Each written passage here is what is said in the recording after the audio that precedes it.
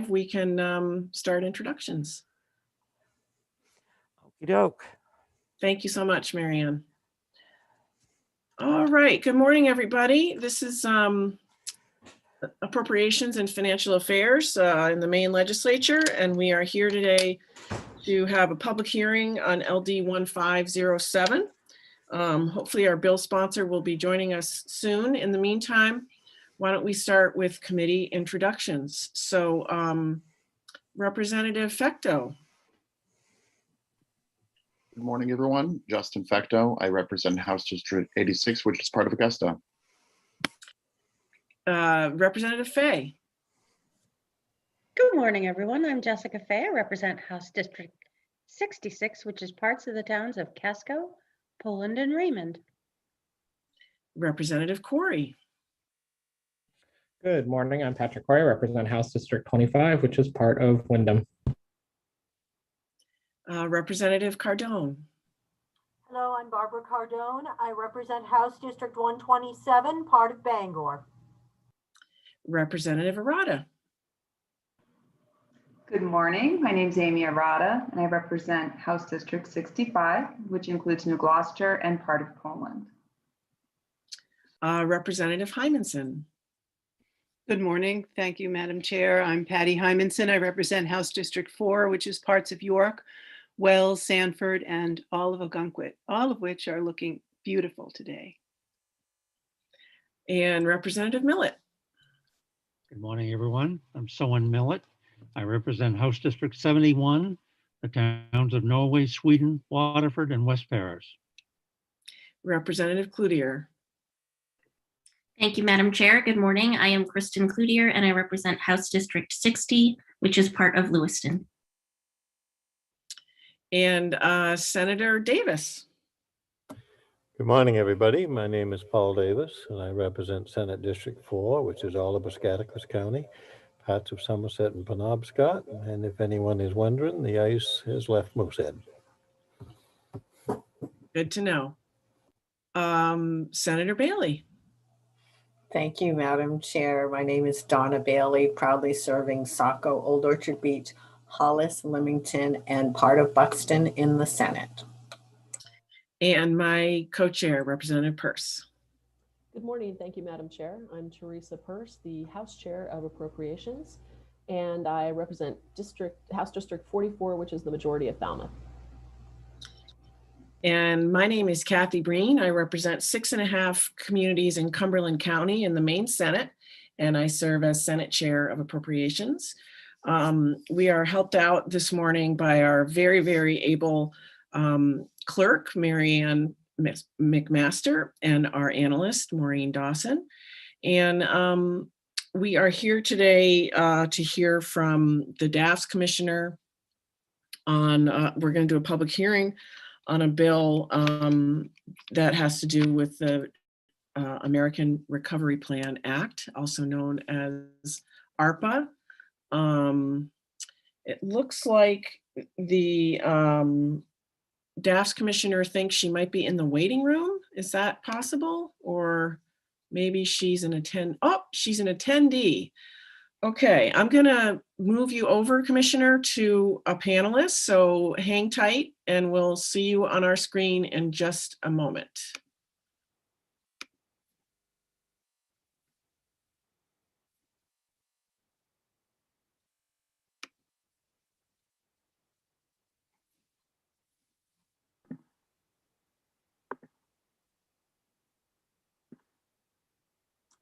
Good morning. You made it. I made it. Here I am. Thank you. From one spot, cyberspace to another. Welcome.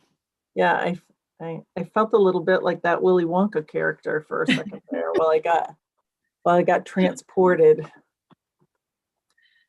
So you are going to start out. We're going to work on the bill, take questions, and then before you depart, you will make a few comments about some other things related to the American Recovery Plan funding. Is that correct?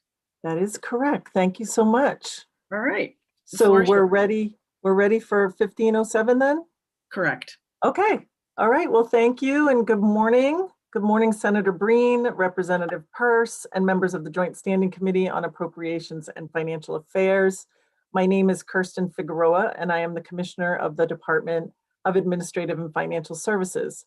I am here today to testify in support of LD 1507, an act to establish a local fiscal recovery funds program and allocation. The American Rescue Plan of 2021, which is Federal Law, Public Law 117-2, includes $130 billion nationwide for local governments available through the Local Fiscal Recovery Fund. The Local Fiscal Recovery Fund includes funding for 3 categories: metropolitan, counties, and other municipalities, referred to as non-entitlement. The total amount estimated for Maine is $493,973,030. $118 million to metropolitan, $260.7 million to counties, and $115.2 million to non-entitlement. Funds will flow either direct from the federal government to the entity, as is the case for metropolitan and county, or from the federal government to the state to the entity, as is the case for non-entitlement. This act creates a new program and establishes allocation, authorizing the distribution of any local fiscal recovery funds included in the American Rescue Plan Act of 2021 that will transfer from the state to an entity. According to the federal law, initial payments of 50% for each of the 3 categories of local funding are to be made by the federal government within 60 days of the enactment of the American Rescue Plan. Based on the statement, we expect the first payment to be received on or around May 10th, 2021. Within 30 days of receiving the funds, estimated to be June 9th, 2021, a state must distribute the initial 50% payment to non-entitlement units of local government based on relative shares of the state's non-entitlement population. Extensions of this deadline are available. The remaining 50% may be paid no sooner than 12 months after the first payment. For the non-entitlement payments, it is not merely a pass-through of funds. According to Section 603BC 111, total assistance to a non-entitlement unit of local government may not exceed 75% of their most recent budget for that government as of January 27th, 2020. Any undistributed funds stemming from this provision must be returned to the federal government. So based on these few specifics in the federal law, DAFS is establishing a process whereby non-entitlement entities will attest and certify their budget as of January 27, 2020. DAFS will determine the allowable amount of funding, which is calculated at not more than 75% of budget as of January 27, 2020. DAFS will process a payment equal to 50% of the allowable amount as outlined above. DAFS will queue the remaining 50% payment, which may be made no sooner than 12 months after the first payment. DAFS will return any undistributed funds, the difference between the estimated allocation and the allowable amount of 75%, to the federal government. And DAFS will complete any auditing, reporting, and reconciliation as required. Guidance on these components has not yet been finalized and is expected to come from U.S. Treasury before the May 2021 distribution date. So given what we currently know, the following is an example of Town A. Their allocation per federal estimate is $1 million. The town attests and certifies their budget as of January 27, 2020 to be $800,000. This means the allowable amount of local fiscal recovery funds is 75% of the $800,000 or $600,000. DAFS will process the first payment of $300,000 by June 9th, 2021, assuming that we don't need an extension. DAFS will cue the second payment of 300,000 for no sooner than June 9th of 2022, and DAFs will return the difference between estimated and allowable, in this example, $400,000 to the federal government. And Town A will provide whatever is needed for DAFs to comply with audit, reporting, and reconciliation requirements that will be prescribed by the U.S. Treasury. According to the law, if state payments are not made within 120 days or later, if so authorized by an extension, any undistributed funds become state debt owed to the federal government paid from the state allocation. Given the information and timing currently available, it appears likely that we will make payments to local governments in multiple fiscal years. This act identifies a $500 allocation in fiscal years 2021, 2022, and 2023. As previously noted, while it is expected that metropolitan and county funds will be provided directly to those entities by the federal government, it is possible these funds could be provided to the state for distribution. In order to account for this, we request that the allocation amounts be updated to $246,986,515 in both fiscal years 2021 and 2022. This represents the total estimated federal amount for all three categories. The $500 allocation in fiscal year 2023 is in case the second payments roll into that fiscal year. This amount can be adjusted by financial order if that is necessary. We request that the fund title be updated to Federal Expenditures Fund -ARP. The U.S. Treasury has not yet provided formal guidance regarding the use and reporting of these local fiscal recovery funds, but we know the following from the law. Permissible uses for costs incurred through December 31st, 2024 are to respond to COVID-19 public health emergency and cover costs related to it, including assistance to households, small businesses, nonprofits, and affected industries such as tourism, travel, and hospitality. Provide premium pay up to $13 per hour in addition to base pay up to a $25,000 cap to state, territory, or tribal government workers who perform essential work during the public health emergency, or provide grants to employers with employees who perform essential work. Provide government services to the extent of lost revenue from the public health emergency relative to revenues in the fiscal year prior to the pandemic, or make investments in water, sewer, or broadband infrastructure.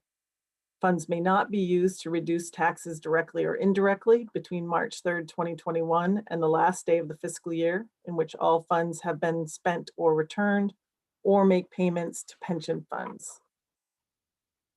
The legislation requires grantees to submit periodic reports on the use of funds, including any tax modifications, and states and territories are required to repay any funds whose use does not comply with the uses and restrictions specified. Failure to create this program and allocation before June 9, 2021 will impede Maine's ability to timely distribute the local fiscal recovery funds as established in the American Rescue Plan Act of 2021. This concludes my testimony. I'm happy to answer any questions you may have. Thank you. Thank you, Commissioner Figueroa. With your help, I'm going to attempt to put what you just said into a little bit more simple language for everybody out there who's listening, because what you said is very accurate, but also it seemed kind of technical. So the American Recovery Plan Act passed, and in that there's money for the state, there's money for other units of government like counties, municipalities, small towns, big cities across the US. So if I understand correctly, some of that money is going directly to cities in Maine, like Portland, Biddeford, Bangor, and Lewiston. Is that correct? That is what we understand right now, yes. Yes. And then some of the money is going to stop in state government before it goes out to towns like Gray or Shabig Island or where in my district. That is correct. There are some 487 of them. So this bill sets up the account to get the money from the feds and send the money to the towns. Correct. After we do that certification process and understand the amount. Right. Yep. It's So- meant to just pass through. So right now, the federal government, or FFIS, which does information from federal government out to the world, has a list that says town X is going to get whatever amount of dollars, but that's an estimate at this point. And so that estimate has to be compared by your staff with what that town X's actual budget is before the final calculation is made and that money goes out to town X. Is that right? That is correct. Okay. I And think we, as part of the testimony, I think we sent that spreadsheet, but that is exactly and a very important point. That is the estimate from the federal government, and then the town and DAFs will work together to certify what their budget was so that we can understand the 75% rule right. and then proceed from there with the 50-50 payments. So some guidance has already come out, and the guidance thus far says the money for the counties and those 4 big cities are going to go directly to them. But should that change in the final guidance, which we're still waiting for, this bill will give us flexibility so that if the money for the counties or the big cities needs to stop in state government first, if we learn that at a later date, we can accommodate that. Yeah, as we learned with CARES Act and CRF, sometimes what started out in one direction changed directions, and we didn't want to take a chance that we didn't have enough allocation to cover everybody if it turned out that that the state was meant to process all of the payments for the counties, the metros, and the municipalities. So that is why it's just allocation. If we don't end up getting the funds, we can't use the allocation, but we thought it would be better safe with the 30-day turnaround, and no doubt everybody looking for us to meet that 30-day turnaround as best as we can. We thought that would be a good avoidance of a hiccup. Great. Thank you for that clarification. So that's kind of like a belt and suspenders approach. Yes. So lastly, if I understand correctly, half of the money is going to go out to these municipalities in soon, I'll just say, in a quick turnaround time, and the other half of it's going to come next year. That's right. No sooner than 12 months after the first payment, the second payment goes out, according to the parameters right now. Okay. Thank you for walking me through that. I appreciate it. Yeah. It looks like my Thanks so much, Madam Chair, and thank you, Commissioner, for being here. I had just a quick comment. There's actually 5 towns. Auburn is another town that's getting money directly. I would hate for them to be worried by hearing only 4 towns at this juncture that we know of. And then I am a little curious about this 50%. Do you have any understanding about why the federal government decided to parse it out 50-50? Especially with some of the uses, like if you're interested in the broadband and using it for some infrastructure, you may want to get going kind of quickly on that. So I'm just wondering if there's any reasoning for that. Well, as with any legislative body, I'm sure that there was reasoning. I'm not sure that we know what that was, but I'm happy to look into seeing if there's any information about it before tomorrow, because there might be some statements around about it. I just don't happen to know. Not 100% necessary. I just wondered if you had heard more about that. So thank you. The other thing that, sorry. So is this money, there's separate broadband money, is there not? Or is this money that towns could use for broadband if they Well, one want? of the bullets is that they could use it for infrastructure for broadband. So I use it as an example of something that tends to be fairly expensive that towns might want to get going on. And if they're, I guess if you're anticipating the other 50% of the money, you could work with your town, but it just seems a little odd to not give all the money up front, right? And then, but whatever. Representative Sewer, Rada. water, and broadband were all three Okay, bullets. Yeah. sorry, Representative Rada. Thank you. So there is a separate broadband fund, just to clarify, in addition to this. Also, this is in addition to money for that goes directly to schools. Is that correct? Or Right. okay, I just want to make sure. Yes, this is specifically the funding that is going to the local governments.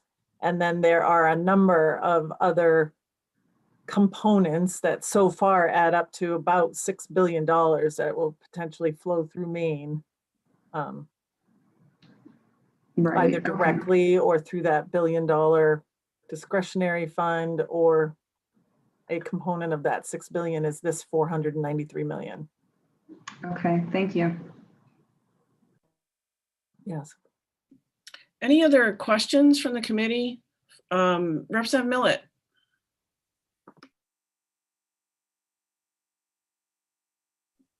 Thank you, Madam Chair. First, to Commissioner Figueroa, could you clarify the changes to LD 1507 that we will be looking at tomorrow in the work session? I heard you indicate in section 1 of the skeletal bill that we have in front of us that after the federal expenditure fund in bold and print would be -ARP. That's a sort of a federal requirement, or is that just an accounting change? No, it's an accounting. We have had a number of conversations about how we want to track the various funds. And so we just finished that conversation about half an hour before this meeting started. So we'll be creating a new fund, and it will be the Federal Expenditures Fund -ARP. Got it. Thank you. And the second question, you and Maureen Dawson, our primary analyst, worked on clarifications and expansions and sent us all a message on April 14th that would be, in your words, Maureen would work on the drafting cleanup, and then you would finalize it and include it with your testimony for Tuesday. Will we be working off that document, Commissioner, for the work session tomorrow? Yeah, I apologize for that. I sent the spreadsheet and didn't send the document, so I can send that out as soon as this is over and get that to you. My apologies for that. No problem. I just wanted to make sure that that's what we would be working on tomorrow in the work session. We have a document where we were trying to put everything that we know, including a sentence that says we don't know everything because because the US Treasury still hasn't done its final guidance on this.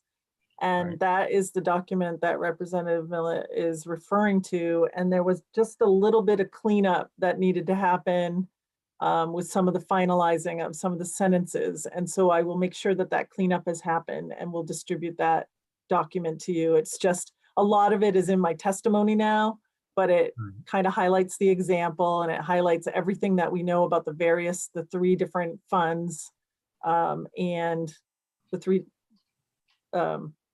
So I apologize for that, and we'll get that right to you.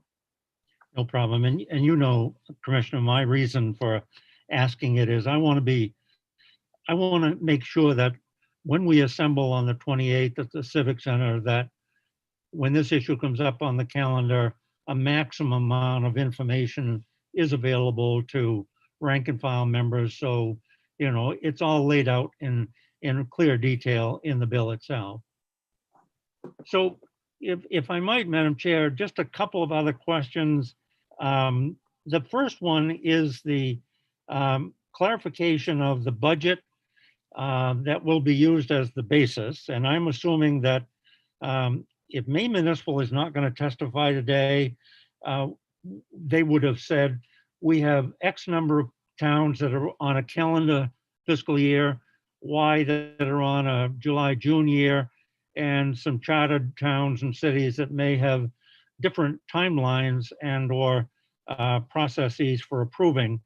But I'm assuming that as of January 27th, the smaller towns that operate on a calendar year would be using the budget approved during calendar 2020. Does that make sense? The way I- that we're reading it is that it would be whatever budget is in place as of January 27th, 2020. Right. So with those March town meetings, many of which are already done now, they are working on what they would call their calendar 2021 budget and have adopted it after January 27th.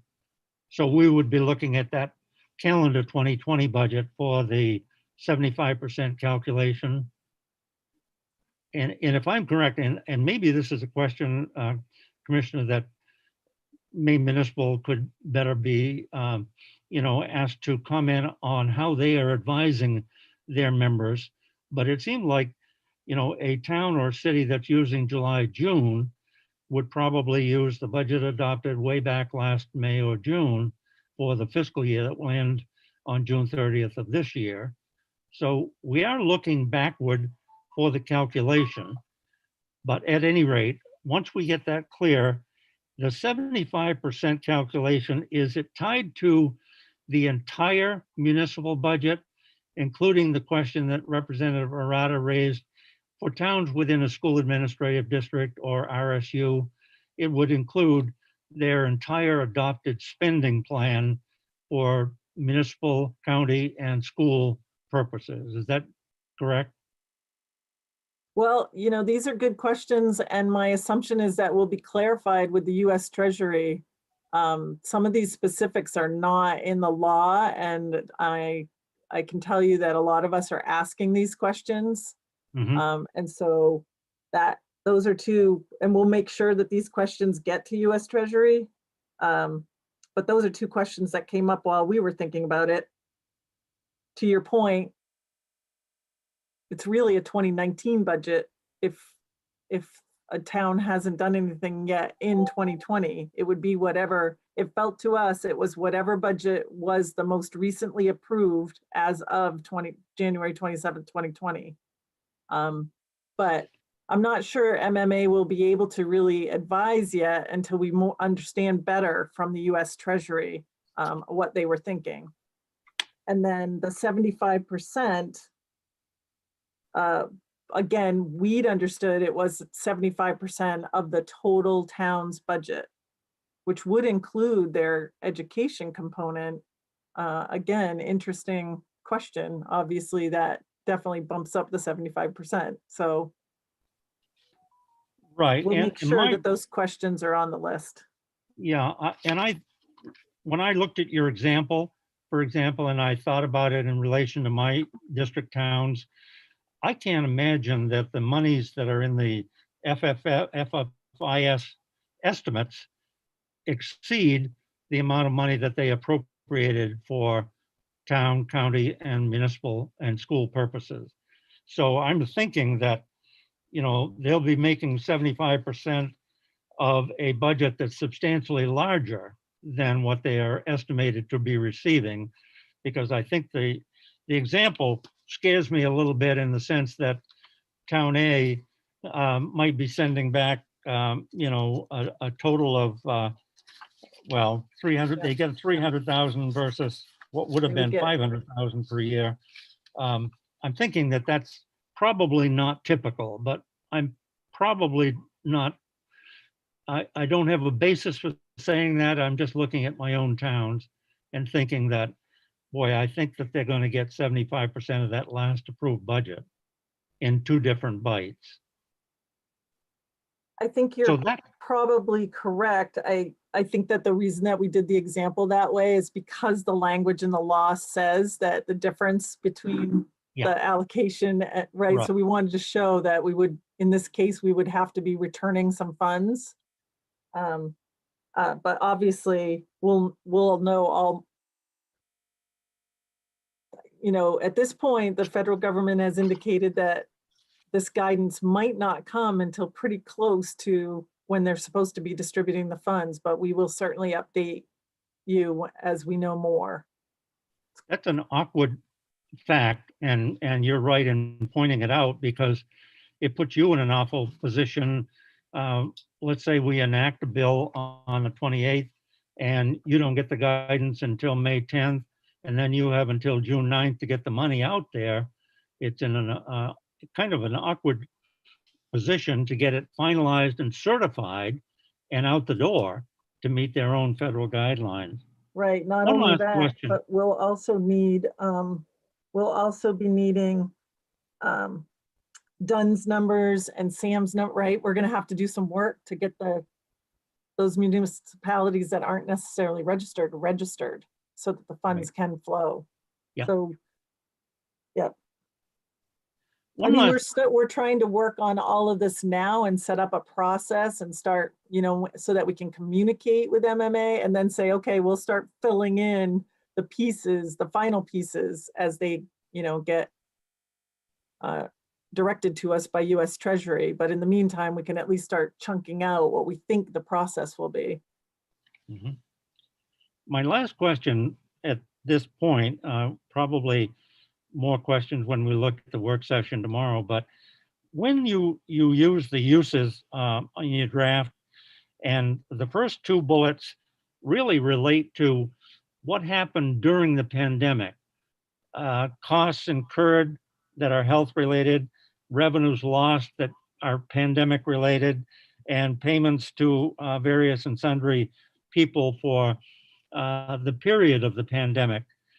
So when we look at budgets that, for example, were in place for the pandemic year, are we looking at replacing monies retrospectively or prospectively? In other words, it seems to me, I like the infrastructure one because it's the simplest one, because I think people in many towns are going to want to look at this as one-time money and say, okay, we've been wanting to tar this road or invest in this broadband or sewer improvement, and now we can do it.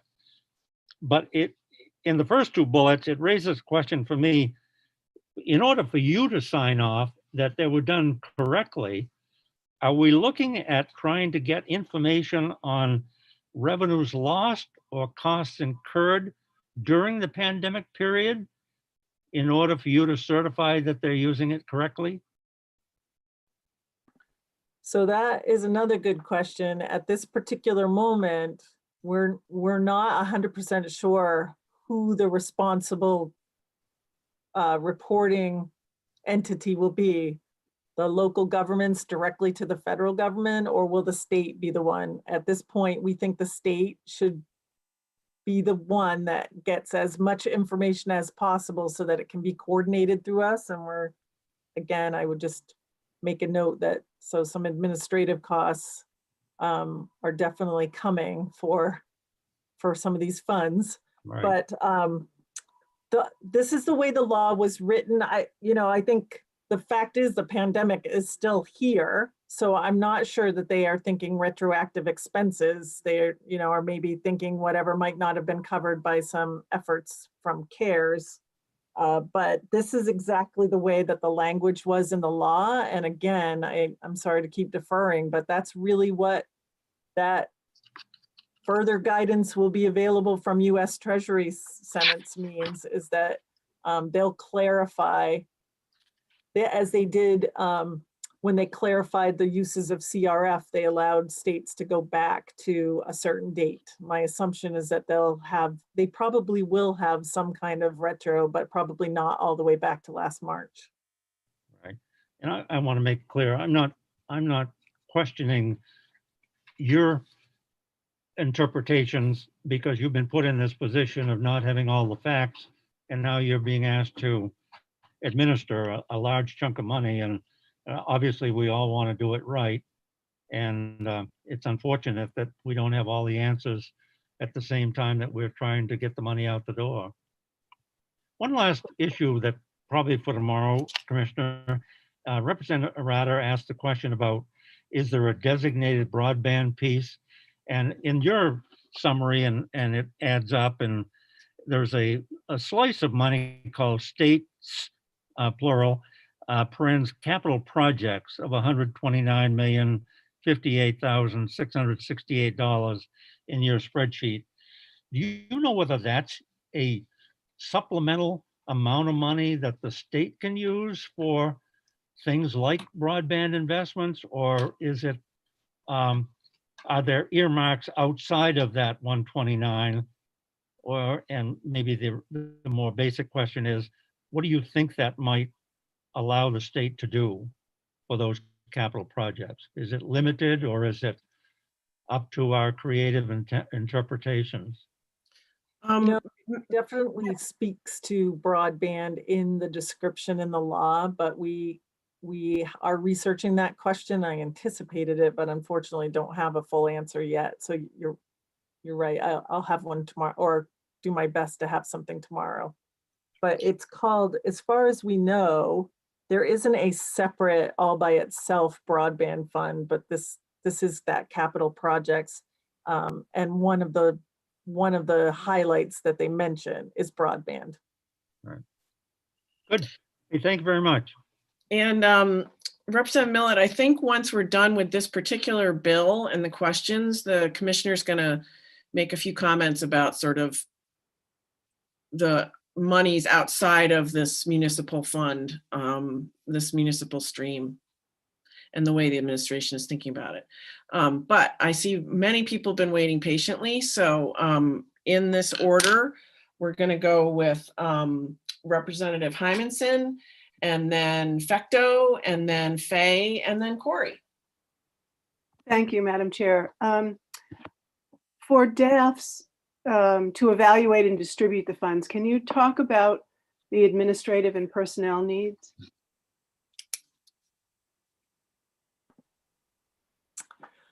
Well, like I said, we were just having this conversation actually, and starting this conversation at 9 o'clock. I hope this doesn't sound flippant, because it's not meant to be. But sometimes people think all it is just more money. So you can just do the same process with the same people and it'll just be bigger checks. And that is not what is happening here. And that is not what happened with CARES Act. And we underestimated the number of people that we would need so we are starting to do some work. We think that we probably need to put out a bid to get like a group, like a consultant group that could help us. Like the federal government just established an entirely new office to manage all these funds, right? So we are thinking that we need to do a similar thing. We've got coordination of efforts. There's, like, as I'll be talking about, right, there's funds that are going direct to agencies. There's funds that are coming to the state. There are funds that are coming to the locals. How do we coordinate all that and make sure, A, that we're actually, in this particular case, a little different than CARES, the federal government is asking that we respond to each one of these buckets and say, yes, we're interested in that bucket, which in itself is kind of complicated with making sure that we can stay on top of all that. There's a lot of moving pieces and they give you like 10 days. Compliance, auditing, reconciliation, reporting. There was a group that was established when ARA funds, not to be confused with ARPA funds, were established, and we're thinking the same thing. But again, some of that guidance let me just say, it's not so easy just to pass the funds through. You can see that, first of all, we need the town to attest to something. We're going to need the town to get set up. We're going to need to do the math. We're going to make one payment, then we're going to have to queue another payment. But there's no, at least that we can see in this bucket, there's no allowance for administrative funds. All it's meant to do is pass it through. So I'm hoping that everybody will remember that we're going to try to take care of this on our own, but when those discretionary funds come up and we talk about the administration component, this will be one of those, because we do not have the staff capacity, let alone then periodically. Right now, the law says periodically we will check in with the entities and understand how they're spending so that we can make sure that we're all in compliance with the uses and requirement. So at this point, we don't have a count of how many people, but I will say we will need more people, and we're working on understanding what that will be so that we can better articulate it. Thank you. If I can just make a comment about that. I appreciate what you're getting into. I hope you see this as a good challenge and somehow maintain a good sense of humor as we go through this. It's a gift that will do a lot of good. So I'm hopeful that we can find a way through these kinds of challenges. And I appreciate you navigating this with a smile on your face. I appreciate that. I think we do recognize that. And I think we are positioned where we can accept the challenge. I will say that we're a little tired, but we're ready, and we look forward to the incredible work that it will do across the state for sure. Thank you for your work. Representative Fecto. Thank you, Madam Chair. And thank you, Commissioner, for the testimony. I feel there's a lot to hang my hat on, even though it's ongoing. Just a quick question. You may not even know this yet, given everything you said, but is there anything that you know of that would restrict a local government from providing these funds to our jails? That may be in, I guess, if it's a respond to public health emergency and costs related to it, or possibly the premium pay. I guess it would be the thing that you're, the specific thing that you're saying that the jails need. Yeah. And then again, more of that guidance, more specifics, I'm sure will be coming. Thank you very much. Representative Fay. Thank you, Madam Chair, and thank you, Commissioner. I think you've come pretty close to answering the question that I had in reference to Representative Hymanson's question about, do you have the resources you need to actually administer this?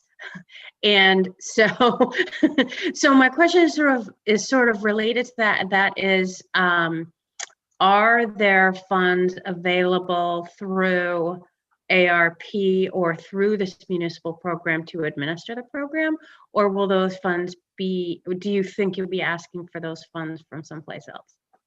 I think that we'll be asking for those funds from someplace else. It doesn't appear, well, let me say specifically to this local fiscal recovery funds money, it doesn't appear as though there's an administrative component. It's $493 million, and they've said out loud, right? They've listed exactly who's getting what, which actually reminds me that the counties are getting some money. Counties could spend money on jails, depending on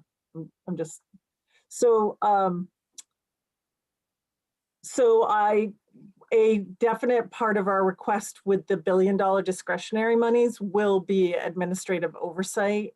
The administrative oversight of some of the programs can be funded in each of those programs, but the bigger oversight and the responsibility for all of the reporting and auditing and reconciliation feels like it will land in that discretionary fund.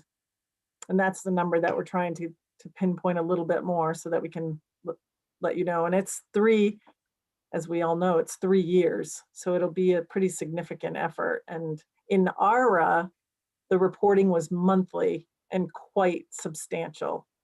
So like I said, at that point, we created a separate team that took care of it. Thanks. Representative Corey? Thank you, Madam Chair. I guess that starts to get into my question. I think it's built on sort of Representative Hymenson's question and Representative Fay's question. So we're probably going to need to see like an emergency piece of legislation, considering you're probably going to have 10 days to dole out the funds that actually funds sort of the administrative costs of managing the program. You had mentioned the possibility of having consultants come in and everything else, but any expenditure there, we're going to need 2/3 vote on in order to do that. I know that with the supplemental budget, a piece of that was that the legislature is now involved in spending any federal money that comes in. Do you imagine that we're going to need another vehicle to pass by 2/3 with an emergency preamble, any sort of administration of emergency funds, maybe using the non-discretionary funds that you're talking about from the federal government? Right. Well, I think that we're trying to, first of all, I think we're trying to estimate what we think we might need. And then, yes, it will have to, I'm not sure that it'll come through as a separate piece or as a piece. But those are the questions that we're kind of working through now so that we can understand how we roll out the bigger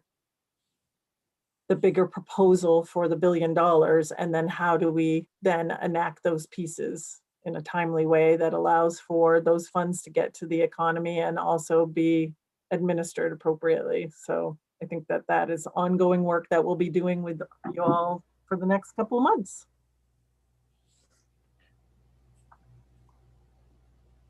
All set, Representative Corey? Yes. Representative Peirce? Thank you, Madam Chair. I just want to clarify, because we've gone a little bit away from 1507, talking about bigger, broader issues. So you're not asking for administrative help with this part of ARPA, the local money being passed out and through in this bill. Like this is just, you think that you're able to execute this if we pass this in a timely manner with the money coming. And then obviously there's a bigger conversation that we're going to be having around the more money that will be coming through the state and executing that.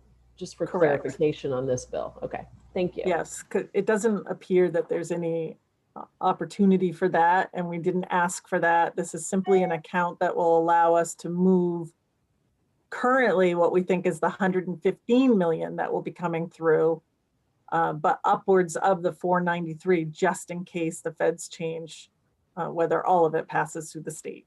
So this is what that is. Thank you. Thank you. I just wanted to make a comment about some of the questions that Representative Millett raised, because I know that we all know that generally our school budgets are part of our municipal budgets, and counties do certain things under their authority, but different states do it different ways. There are states where school districts are freestanding government entities that have their own tax levy, have their own elected board, are completely separate from municipalities, and counties also do really different things across the country. So I could imagine that it's this money that's going out to smaller units of government is a complicated task, because the smaller units of government look really different from state to state. So I don't envy the folks who are figuring that out. Representative Corey. Can I ask one last question? I know that I don't live anywhere near the UTs, but is there any money going to the UTs, or is that just being, hopefully passed through the counties? It's about 9,000 people that live. Do you know that, Commissioner? I have not looked through the list to know whether, but let me research that and Okay. answer tomorrow. Thank you. Any further questions, Representative Fay?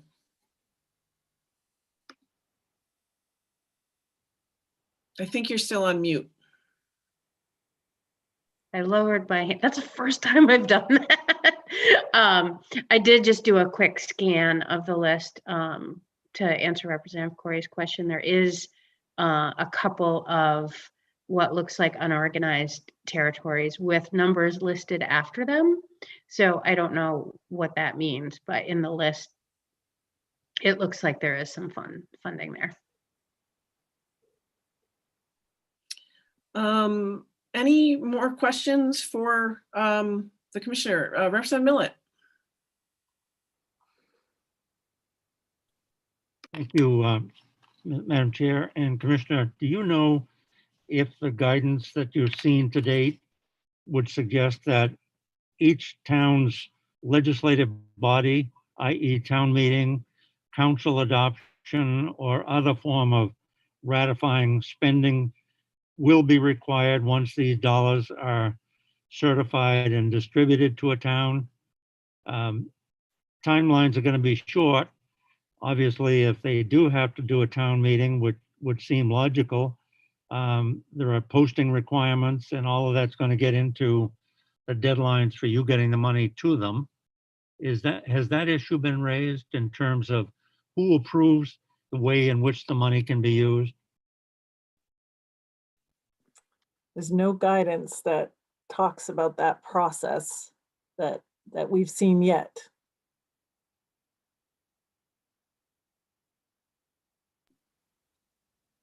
Any other questions for Commissioner Figueroa?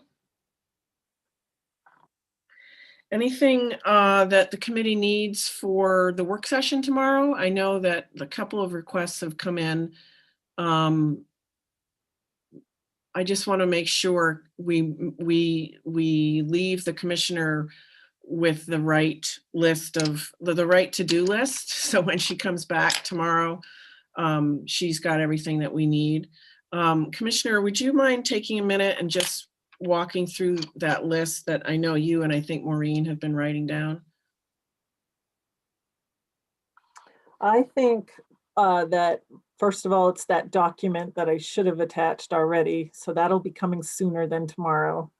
And then I have written down a question about the separate broadband account, and if there's a little bit more specifics that I could bring about that. And I am also looking at the UT question.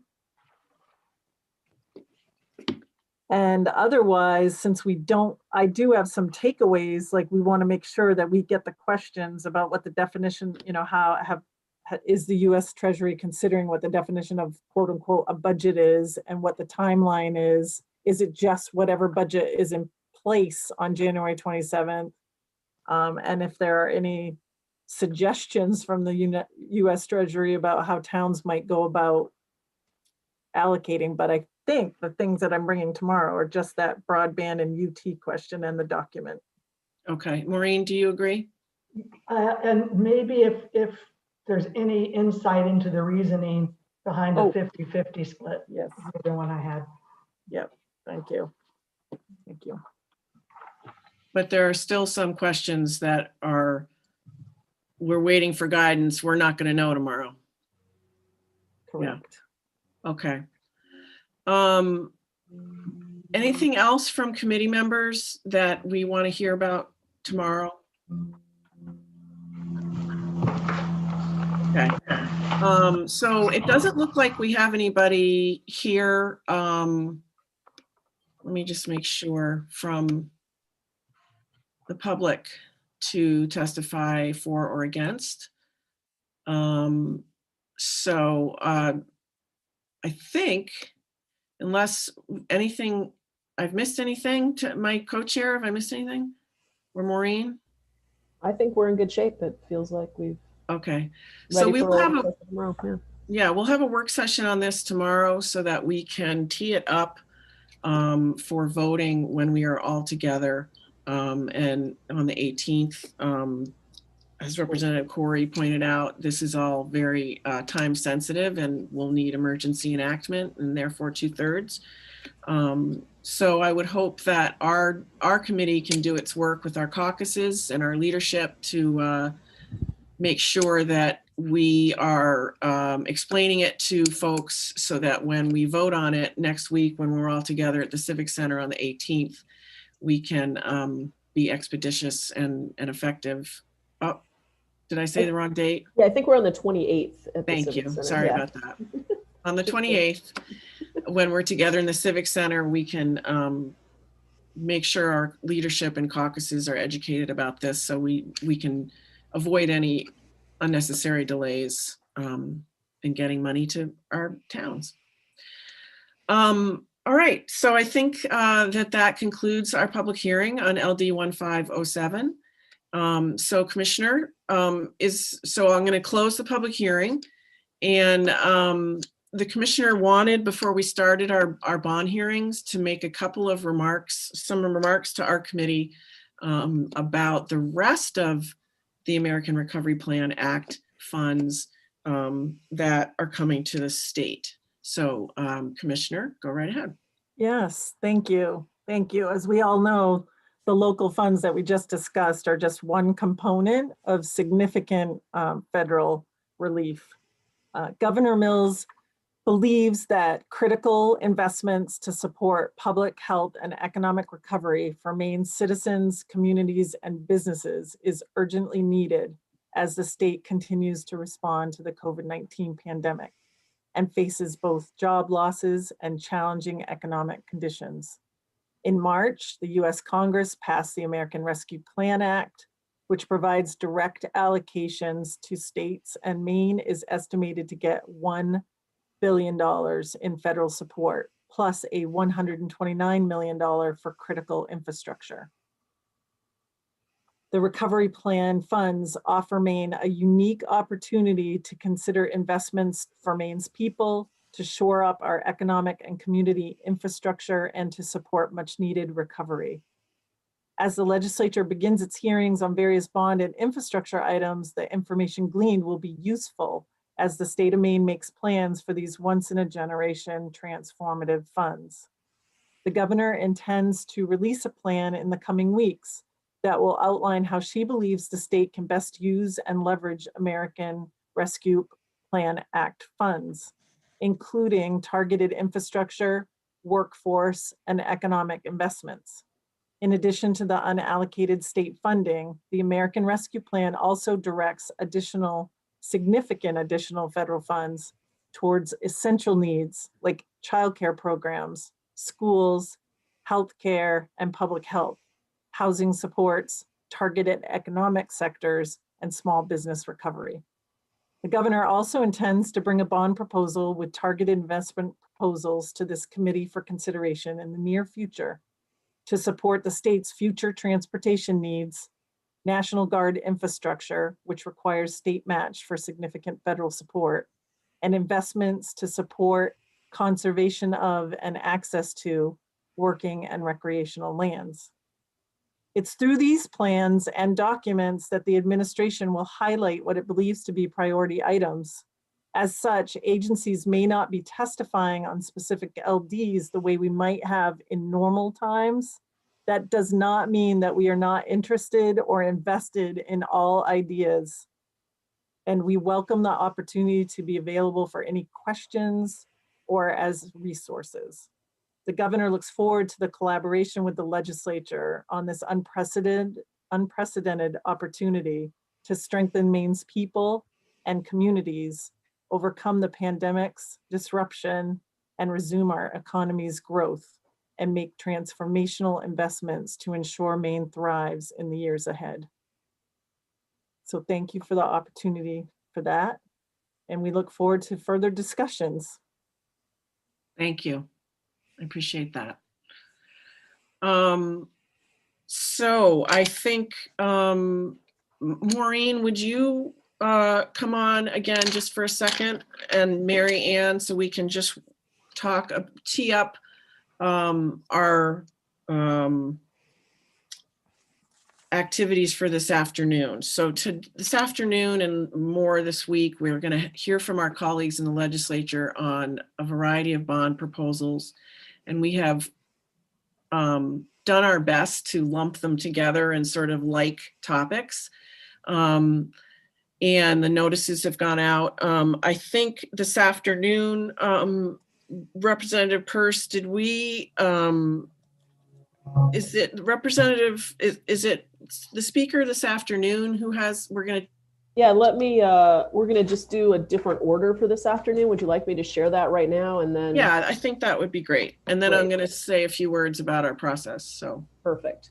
So this afternoon, we'll start our public hearing on bonds. We'll start with LD 169, then LD 181, then LD 370, LD 1235, LD 1475, and we'll end with LD 466. Great.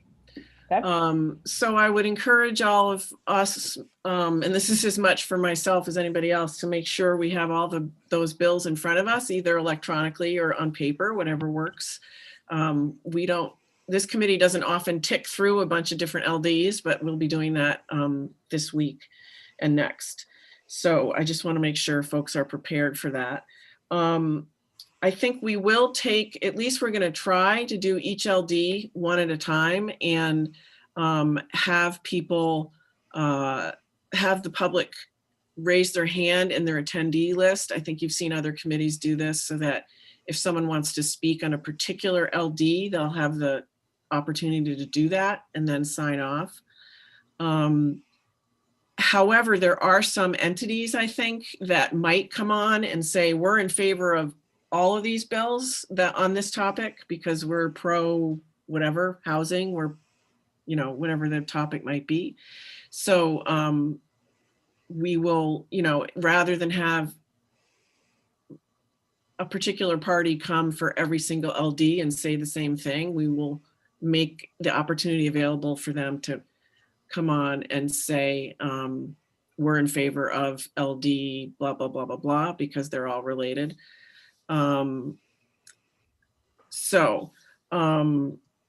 This is just going to be a little bit different than what we've done in the past, because we're always just working on one big LD, which is either a supplemental or a biennial budget. Maureen, is there anything you or Mary Ann need to say about that? And then are there any questions from folks before we gather this afternoon?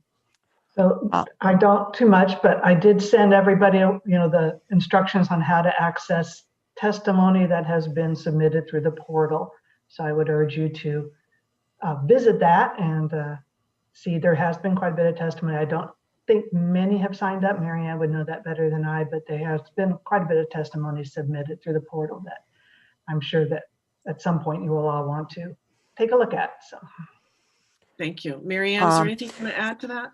We are going to have one person that I know of phone in. Okay. So her name is Rena. She's probably going to sign in, I believe, under my name, but I'll change it. She doesn't have an email. So this is a first time thing for me. The other thing is when we end today, you just have to minimize. I'm going to make sure you're all muted and then just go back in at 1 o'clock. Okay. Okay. So Terrific. just to clarify this, it's exactly the same Zoom we're using now Correct. for 1 o'clock. Correct.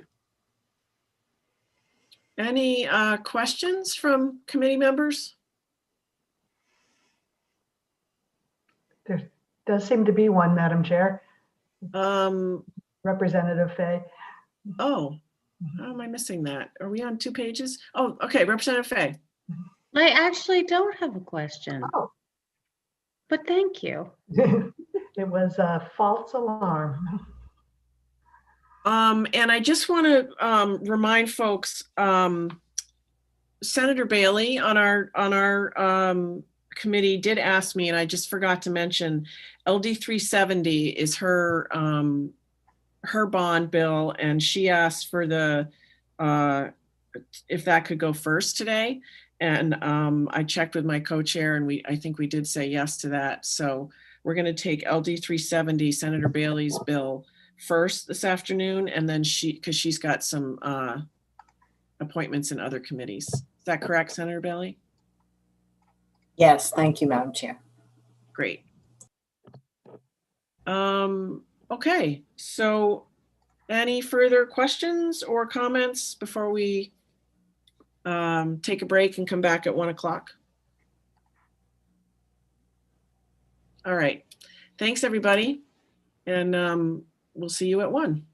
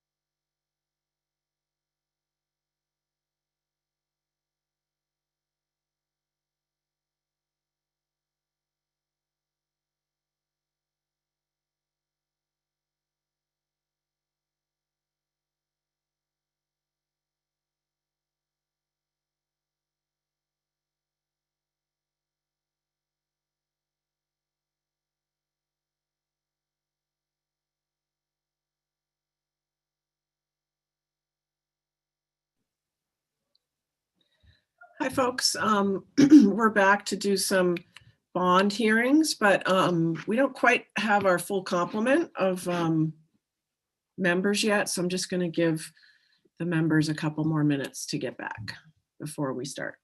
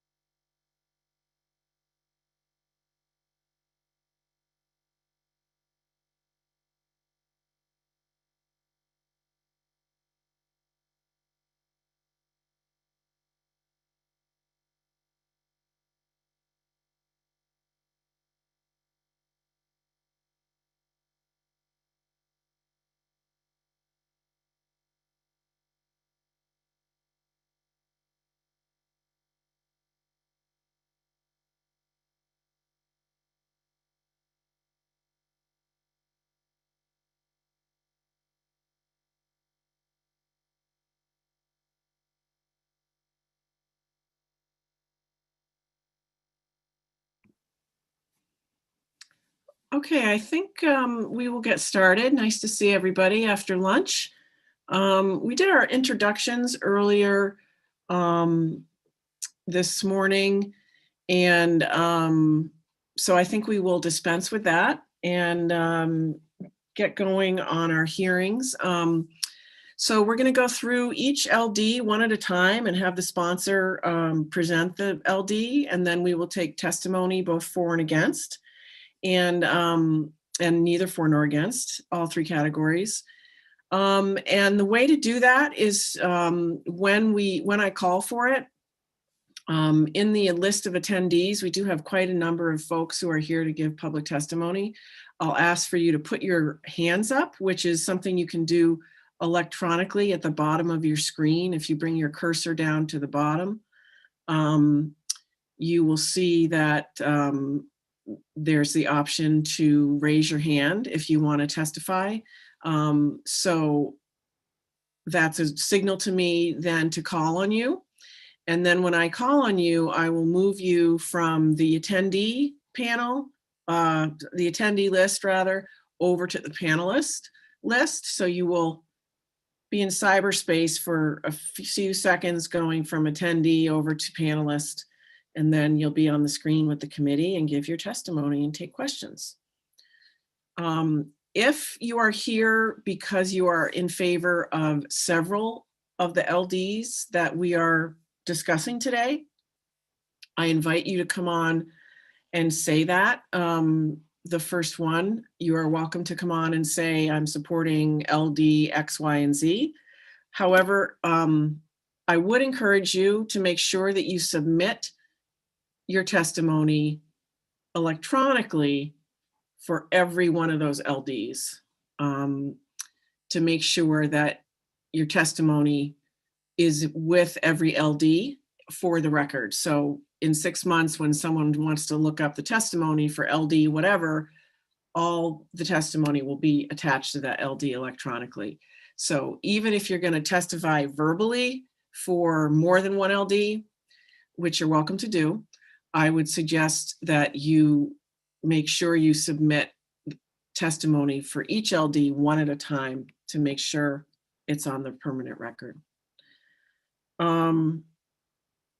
So before we get started, I will just check in with my co-chair and my analyst and my clerk and make sure that we are all ready to roll.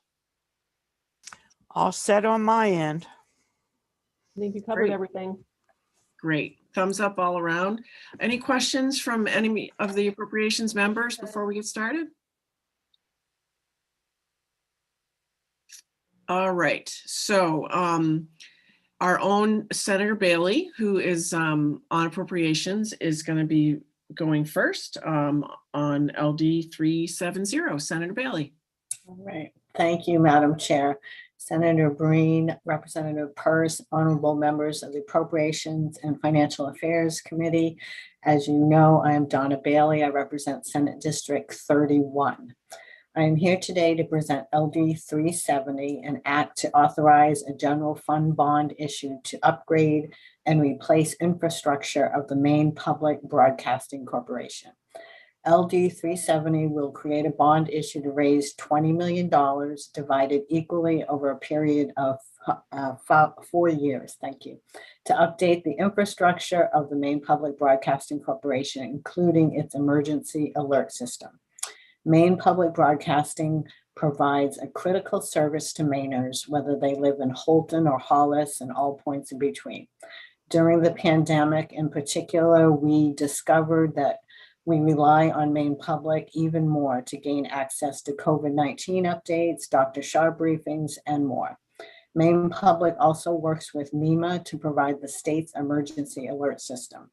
I'm asking you all to approve this bond issue so that we can all take advantage of the stellar reporting of Maine Public for years to come.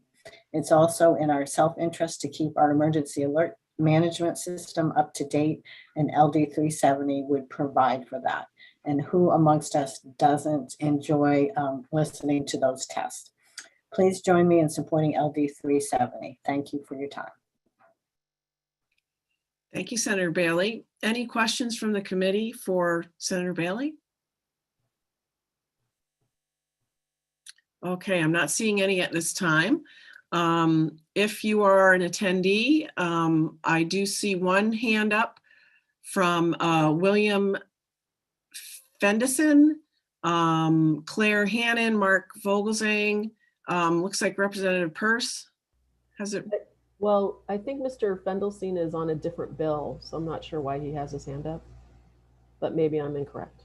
Oh, okay, he took it down. So this is if you'd like to testify in favor of LD 370, I would ask you to put your hand up. And if you do not want to testify for LD in support of LD 370, I would request that you put your hand down. So I see 3 hands up and I'm going to call them in order. The first one is Claire Hannon. And Ms. Hannon, if you hold on a second, I will move you over to the panelist position and you'll be on our screen to give your testimony.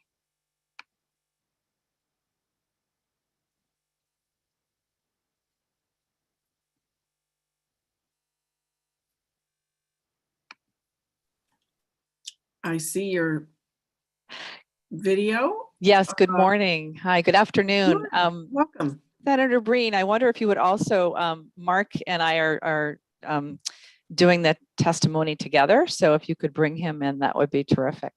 Okay, I can do that. Thanks.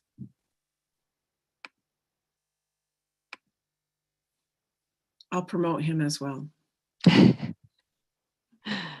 I love handing out promotions. Great. From attendee to panelist. Woo. Okay, Mark, are you with us?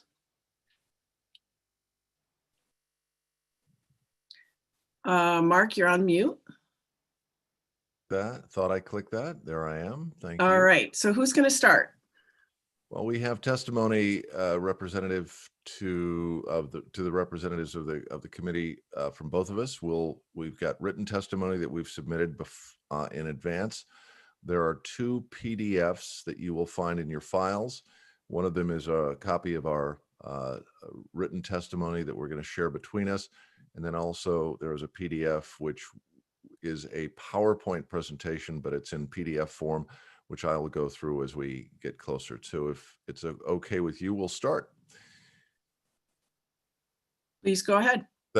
Senator Breen, members of the committee, thanks for this opportunity to share Maine Public's request for support from the legislature for our ongoing broadcast infrastructure. I'm Mark Vogelzang, and this is Claire Hannon, our Vice President and COO of Maine Public's radio and television station. And today, Claire, why don't you take this first paragraph and talk? Yes, absolutely. Thank you, Mark. Today we're here speaking in support of in this 130th legislature for a general fund bond issue of $20 million to upgrade and replace the aging broadcast infrastructure of towers, transmitters, and microwave links that provide access to the vital content and emergency service notifications for the citizens of Maine. And we thank Senator Bailey for her support in sponsoring this bill. We come to you on behalf of the 400,000 Maine households each week who watch and rely on Maine public television stations for information and education. We speak on behalf of the 250,000 individuals who tune in to one of our 14 FM radio stations across the state. From Fort Kent to Calais, from Augusta to Sanford, these radio signals provide emergency weather reports and government announcements that no other broadcaster in the state is able to do, and no other can reach so many of our citizens. We're asking the state to provide a solid funding plan to make the upgrade and replacement of our aging infrastructure a reality. $20 million over 4 years. Maine Public is a key partner with Maine Emergency Management Agency, MEMA, and Senator Bailey, you referenced those distinctive tones. We are the primary broadcast network in that system, the EAS system. That's in case of public safety issues, adverse weather, or even national emergencies from the president. The EAS system has been part of public broadcasting and part of the national radio network in the United States for over half a century. That EAS infrastructure is built into Maine Public's broadcast network. And we monitor it, test it 24/7 as required by law from our multiple network locations.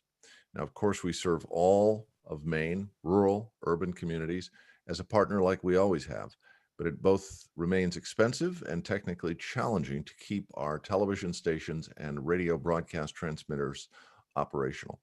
And when we include transmission links, that's nearly 30 sites that we operate far away from the general public, but they do have to be on the air every day. And we'll talk to you a little bit about those transmission sites. We have examples in a moment. But Claire, do you want to talk a little bit about COVID and how this station has done during COVID? Absolutely. As Senator Bailey pointed out, during COVID, we've all been reminded of the importance of maintaining the emergency broadcast infrastructure, especially in our large rural state. The majority of these broadcast transmitter sites are seriously aging and need to be upgraded or replaced. In fact, they go back to the 60s, 70s, and 80s. They were put on the air in the early days of public television. We have diligently maintained and serviced these buildings in true Mainer fashion. We've been frugal and economical in our approach to maintenance and all of our transmitter sites over the years by a small team of dedicated engineers and broadcast technicians at Maine Public Broadcasting. The sites are remote and they need constant attention. They need to be on the air 24 hours a day, 7 days a week. Now our engineers are finding that with more outdated equipment, it's harder to find replacement parts. I'd like to share some images that you can find in our second PDF. It's called Maine Public Transmission System Summary. There's a green map of Maine on it. And this demonstrates more powerfully the significant infrastructure that Maine Public operates. We have one of our tiniest TV stations, I think, in the country in St. Francis, believe it or not, overlooking the St. Johns River and the Allagash. We have a very large digital television setup at WMEA in Sanford, serving York counties. We've got antennas atop Mars Hill. So if you turn to that site, you can see the 23 different points on this map. And with our studio and offices in Bangor, Lewiston, Portland, and Augusta, it's nearly 30 transmission sites. We have 9 TV transmitters, 14 radio transmitters, something like 14 generators for those sites, and a lot more. I want to talk about, if you look at that first slide, you can see that all of these sites are either broadcast sites, television sites, or locations where we do our work. The second picture, if you turn to the second page, you'll see that we use all sorts of transportation, modes of transportation to get high atop the mountains where we broadcast from snowcats to snowmobiles, snow machines, to tracked vehicles, 4x4s. Of course, most of the miles we put on in plain old pickup trucks, which carry our equipment and transmit our engineers to the site. But most of all, it's just hard work. We have to walk to these sites, we have to lift, we have to pull, and we have to have the smarts to engage and fix the electronics. Inside, if you go to, for instance, our Sanford site, our third page here, this is a 536-foot tower that we upgraded in the summer of 2018. On top of it, there is a TV antenna. There's also an FM station at 90.1. We have a classical music station at 102.3, and we have a microwave link that links us to the rest of the main public network.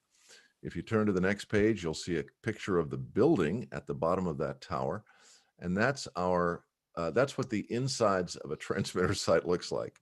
Certainly not glamorous, but nevertheless, it's where we do our day-to-day work, and that has to be on the air 24 hours a day, 7 days a week. The next page we go is also from Sanford. This is when we replaced the Sanford TV antenna due to a federal FCC broadcast requirement, which is called the repack effort that was made several years ago. And because of that, we were able to upgrade this antenna. And as you can see we needed a helicopter to install it on top of the antenna, but you can see down on the ground how large those antennas are and the type of equipment it takes to fix and repair and install these. We're very pleased that we have a brand new antenna in Sanford, so we have a head start on our replacement and upgrade of our sites. As we go north and down east, we see Ragged Mountain. This is a 175-foot tower above Camden.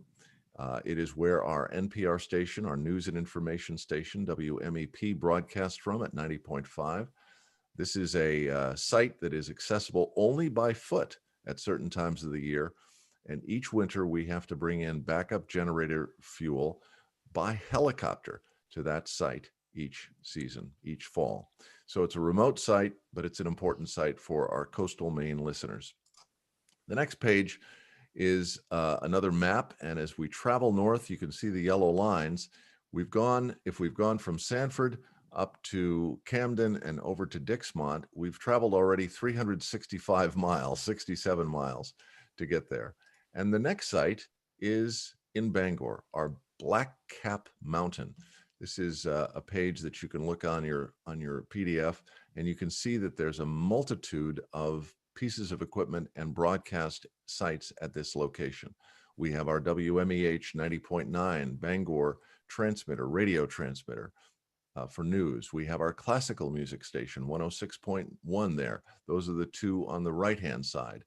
We have our WMEB television 12 digital transmitter, the big white cylinders in the middle. And then over on the left, the microwave relay that connects us all.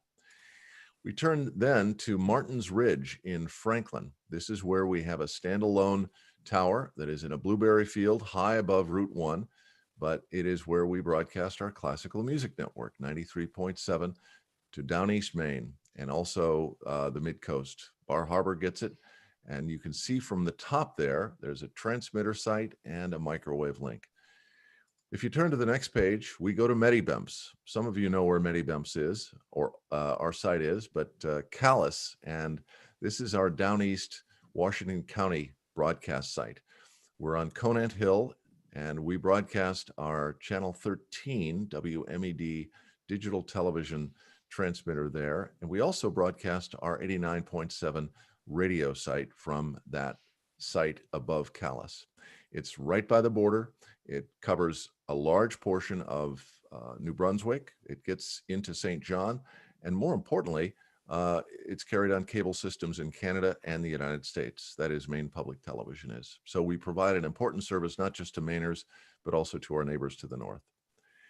The same thing goes true for Mars Hill on the next page. You'll see our transmitter sites on top of Mars Hill next to all those wind towers. We have our FM signal, we have, which is a 100,000 watt FM signal. And then we have our channel 10 signal, WMEM. Both of them serve the county and the population of over 50,000 people there, but also, again, a lot of Canadians who can hear and watch our signals from Maine Public Broadcasting. And then finally, it's not the only one, but it's our last one that we want to show you, and that is our St. Francis Tower. It's a wonderful little cinder block house, a hut actually, that is in desperate need of repair, but this is our service, an over-the-air signal in St. Francis above the Allagash. We monitor all these from our remote sites, from our transmitter and broadcast headquarters, and this is what it looks like. We can watch and see any one of the TV, radio, or classical music stations from north to south. We can see if those transmitters are operational, and if there's any sort of alarms or problems, we can identify them and then dispatch a technician. So there you have it. In a few short minutes, we've traveled 787 miles, 780 miles, took 17 hours to get there from the bottom of Maine all the way up to St. Francis. And that's our transmission site, and a quick image of some of our systems that we operate here at Maine Public Television and Radio. Claire, you want to jump in? Certainly. So that is a very condensed version of a tour of our entire network, which is vast and large and expansive. And we have varying degrees of technological efficiency at each of those sites. You know, what's interesting to note, and this is why we're here talking with you today, is that we believe we're at a tipping point for this important state network. And it's now critical that Maine Public and the state of Maine begin a 5-year program to rebuild and replace the equipment and towers that have served the people of Maine for generations. You know, many of our colleagues who operate state television networks like we have here in Maine have regular access to infrastructure capital funds because they're part of a state broadcasting authority or a large state university. From Idaho to Kentucky and Maryland to Mississippi, that is the funding model for the majority of public television systems in the US. Maine Public doesn't have that anymore. In fact, since the early 90s, we've relied on the pay-as-you-go method. It's a model. As an independent public TV station, we receive over 70% of our support from individual contributions, federal funding from CPB, and of course, funding from you, our legislative constituents, to cover the cost of running this network, this broad network. But we do not have the kind of capital funds to pay for the much needed urgent replacement and upgrades to this aging system. The plan for the bond for the committee is modest, we think. It's cost effective. It will position the state's valuable communication asset, not just today, but in good stead, as Senator Bailey mentioned, for the next generation, 30, 40, 50 years. And ideally, this would be delivered in $5 million increments each year over the next 4 years. The plan would include an upgrade or replacement schedule. So each tower, each microwave site, each antenna building would be addressed and fixed. And the signals would be brought up to code. The electronics would be strengthened, rebuilt. And important to note that Maine Public would efficiently handle the administration of this project by ourselves. And the result would be a newly refreshed infrastructure for public TV that future generations can rely on for emergency information, public safety, and also for civic engagement. Claire? Maine Public, as so many of us still consider MPBN, is an independent nonprofit public broadcaster that was formed in 1992 through the consolidation of the University of Maine's public TV and radio network and the private colleges of Colby, Bates, and Bowdoin's public TV Channel 10 television station.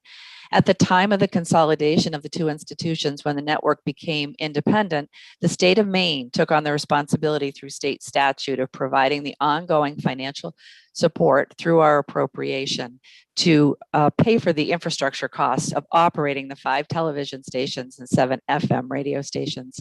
However, there was no financial model that provided capital funds or CapEx dollars to replace or upgrade these stations.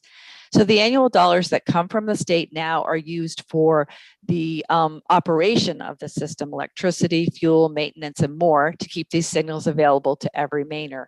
That's an appropriation that we have appreciated, and we've worked hard to continue to keep that appropriation consistent with what our actual costs are and try to bridge that gap. The programming costs for TV and radio are exclusive of state money. So all of those costs are covered by individual listeners, viewers, and underwriters, and for the Corporation for Public Broadcasting. So in summary, we want to remind everyone that Maine Public is an important connection point for education, for news, for information, and for public safety for our citizens. But also, it's something that we don't think about, but we are the NPR and PBS station and their public broadcasting station for millions of visitors who come to Maine every year. They support us, they love Maine like we all do, and our responsibility is to keep this system healthy and properly maintained so that those viewers and listeners can today and for years into the future will have free and open access to their public airwaves. Claire and I are proud of the 60 years of service that this organization has provided, and we look forward to the next 60 years. So thanks for your time today, and we'd be happy to answer any questions you may have about this bond request and our statewide television and radio system to the people of Maine. Thanks. Thank you. Thank you both. Any questions for Ms. Hannon or Mr. Vogelzang? Representative Hymanson. Hi, thanks for for being here. Big fan. Sure. Tell me a little bit more about how you plan as an organization to do this work.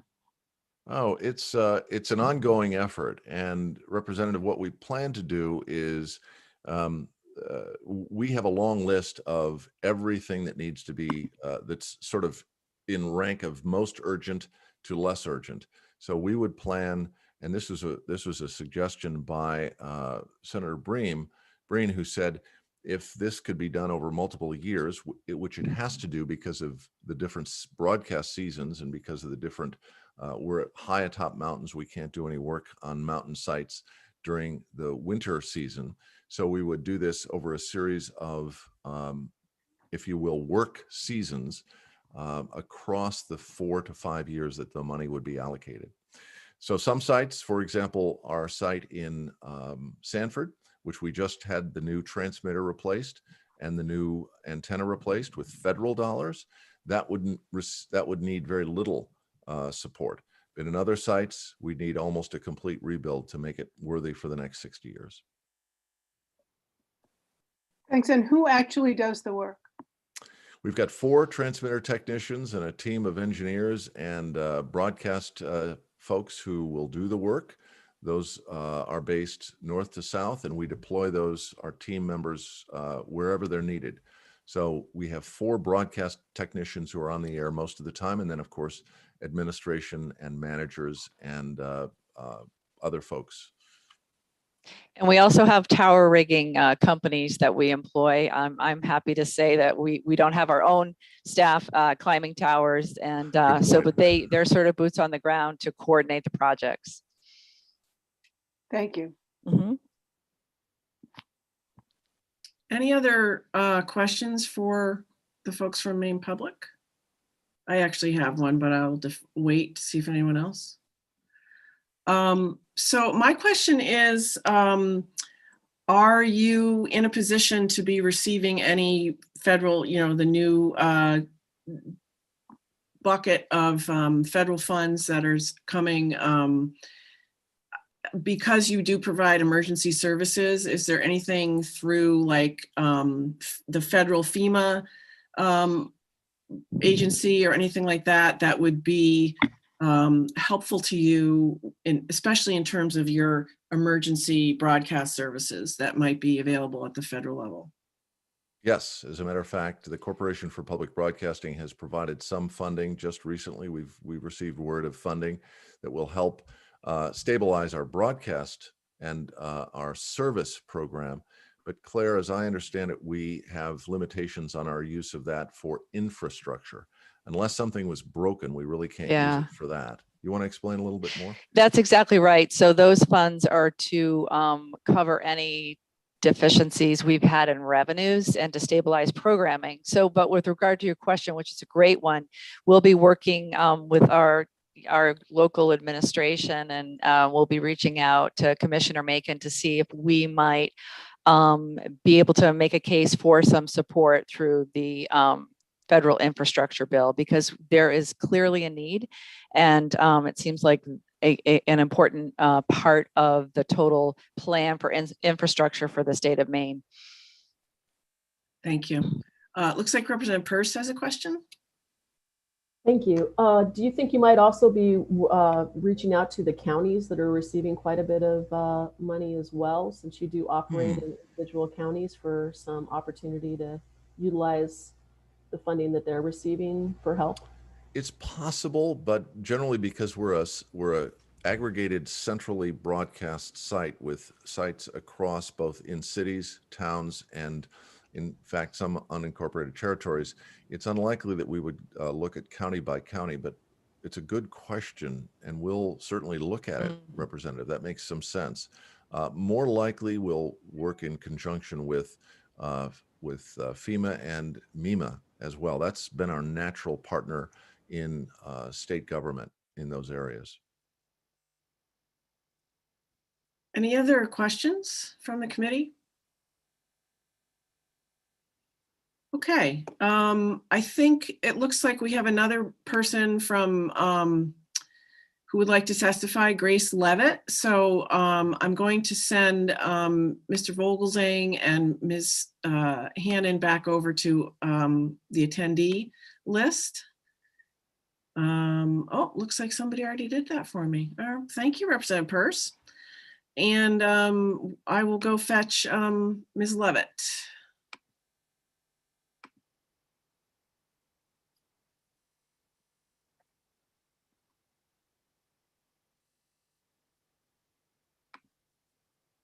Good afternoon.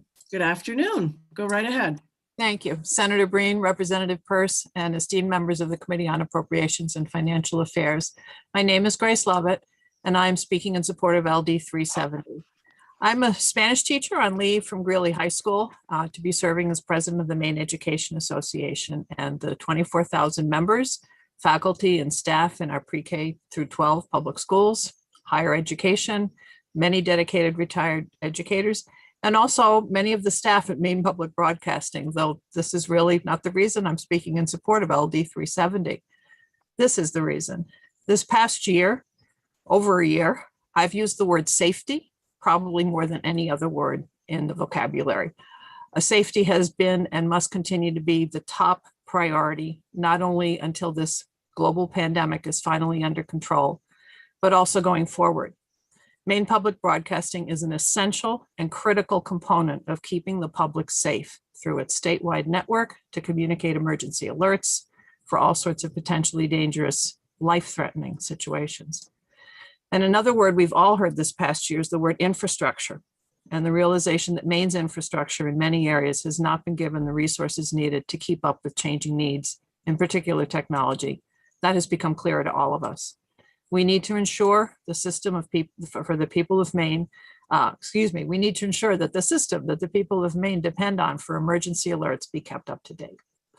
As you've heard, and I'm sure you're aware, Maine Public Broadcasting has for decades provided the residents of Maine with invaluable programming, not least of which have been the educational resources provided for educators and students that have always been useful, but have proven to be even more beneficial during the challenges of these past months.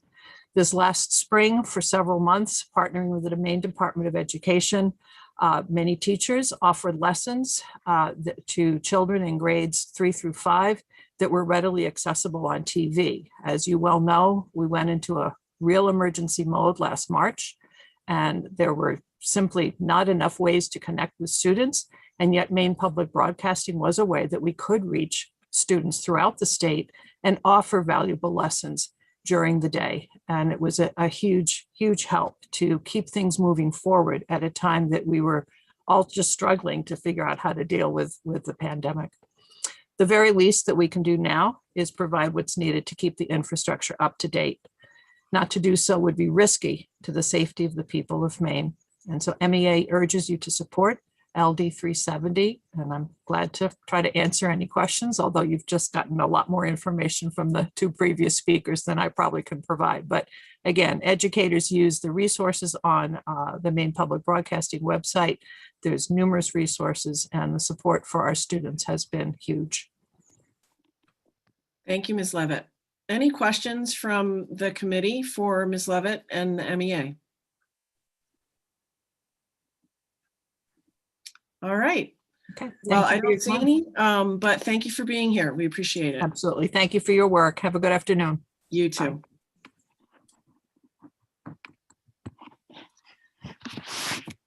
So I do not see any further hands for folks who want to testify on LD 370, but just in case, I'll just say it one more time. If you do want to testify for or against, or neither for nor against on LD 370, please raise your hand if you're an attendee.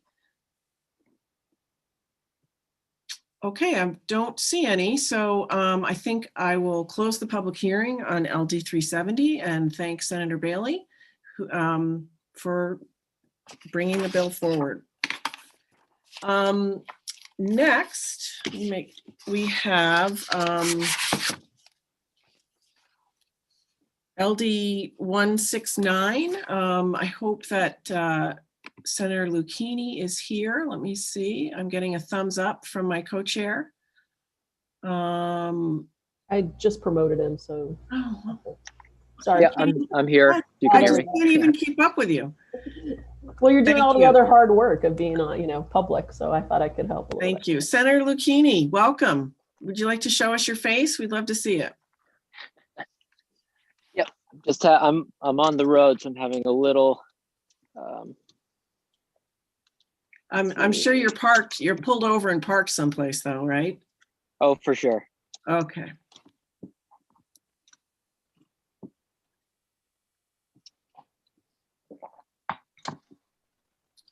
All right. Okay, sorry. Well, good afternoon, Senator Breen, Representative Peirce, and distinguished members of the Joint Standing Committee on Appropriations and Financial Affairs. My name is Louis Lucchini. I represent most of Hancock County in the Maine Senate, and I'm here to present LD 169, an act to authorize a general fund bond issue to stimulate investment and innovation by Maine businesses to produce nationally and globally competitive products and services. This bond seeks to capitalize on the proven success of investments in research, development, and commercialization right here in Maine. If approved, this bond would authorize $100 million, or would provide $100 million to the Maine Technology Institute, MTI, for investments in R&D within the state's targeted technology sectors. Grants would be awarded through a full competitive bid process, while requiring that any funds administered be matched by at least a 1-to-1 ratio. The funds would be administered through the Maine Technology Asset Fund, whose focus is on building technology infrastructure in Maine. And just for your reference, in my testimony, I listed all the 7 targeted sectors. The rationale for this bond is simple. Investing in R&D is perhaps the most effective economic development tool that we have. And by investing in innovation, we diversify and modernize the state's economy while creating the jobs of the future. The types of good paying year-round jobs that attract young people to live, to work, and raise their families here in the state of Maine. As I said, this bond builds upon the previous success we've had in R&D investments. In the 127th legislature, we passed a $50 million R&D bond that was overwhelmingly supported by Maine voters. And attached to my testimony is a post-award report on that bond. As you'll see, the demand was enormous. MTI received 183 applications, seeking nearly $400 million in total. grants were geographically distributed throughout the state of Maine with a total private sector match of $194 million. Further, the economic projections are astounding. The bond is projected to have a $1.4 billion economic impact, and the awards are expected to directly result in over 5,000 jobs. And so this bond seeks to build upon that success. Just as a couple other notes, in their measures of growth report, Maine Development Foundation red flags R&D and shows that we're ranked 46 out of 50 states in R&D expenditures, and we invest annually less than a third the average for states. Additionally, the need for investments in R&D were highlighted by the Governor's Economic Recovery Committee, which I've also linked to this testimony as well.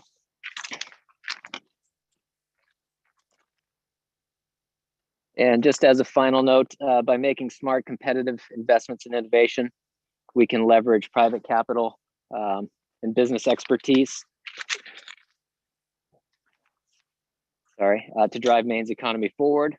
And by supporting R&D development activities, we can provide career opportunities in advanced technology sectors and encourage young people to stay or to return or to come to Maine for the first time to raise their families right here in the state. And I can speak to my district. We're very fortunate to have a couple of great biotechnology laboratories, MDI Biolab and Jackson Lab, who will testify behind me. And just as an interesting note, I talked to the Jackson Lab, and in 2020, they had 223 Maine state hires, and the average age of those hires was 33. So I think these investments are great for Maine's economy and for the future of Maine. So with that, I'll conclude. Sorry for the shaking camera, and take any questions. Thank you, Senator Lucchini. Any questions from AFA members on LD 169 for Senator Lucchini? I am not seeing any, so I will look over now at the attendee list. And I see Linda Caprera with her hand up. I will call her first. Any other folks who would like to be on, you know what, I think if I might, I'm gonna ask President Joan Farini-Mundy of the Humane System. I think her time is a little bit more crunched. So well, now she's got her hand down, so now I'm confused. Okay, her hand is up, and I'm going to move you over to the panel.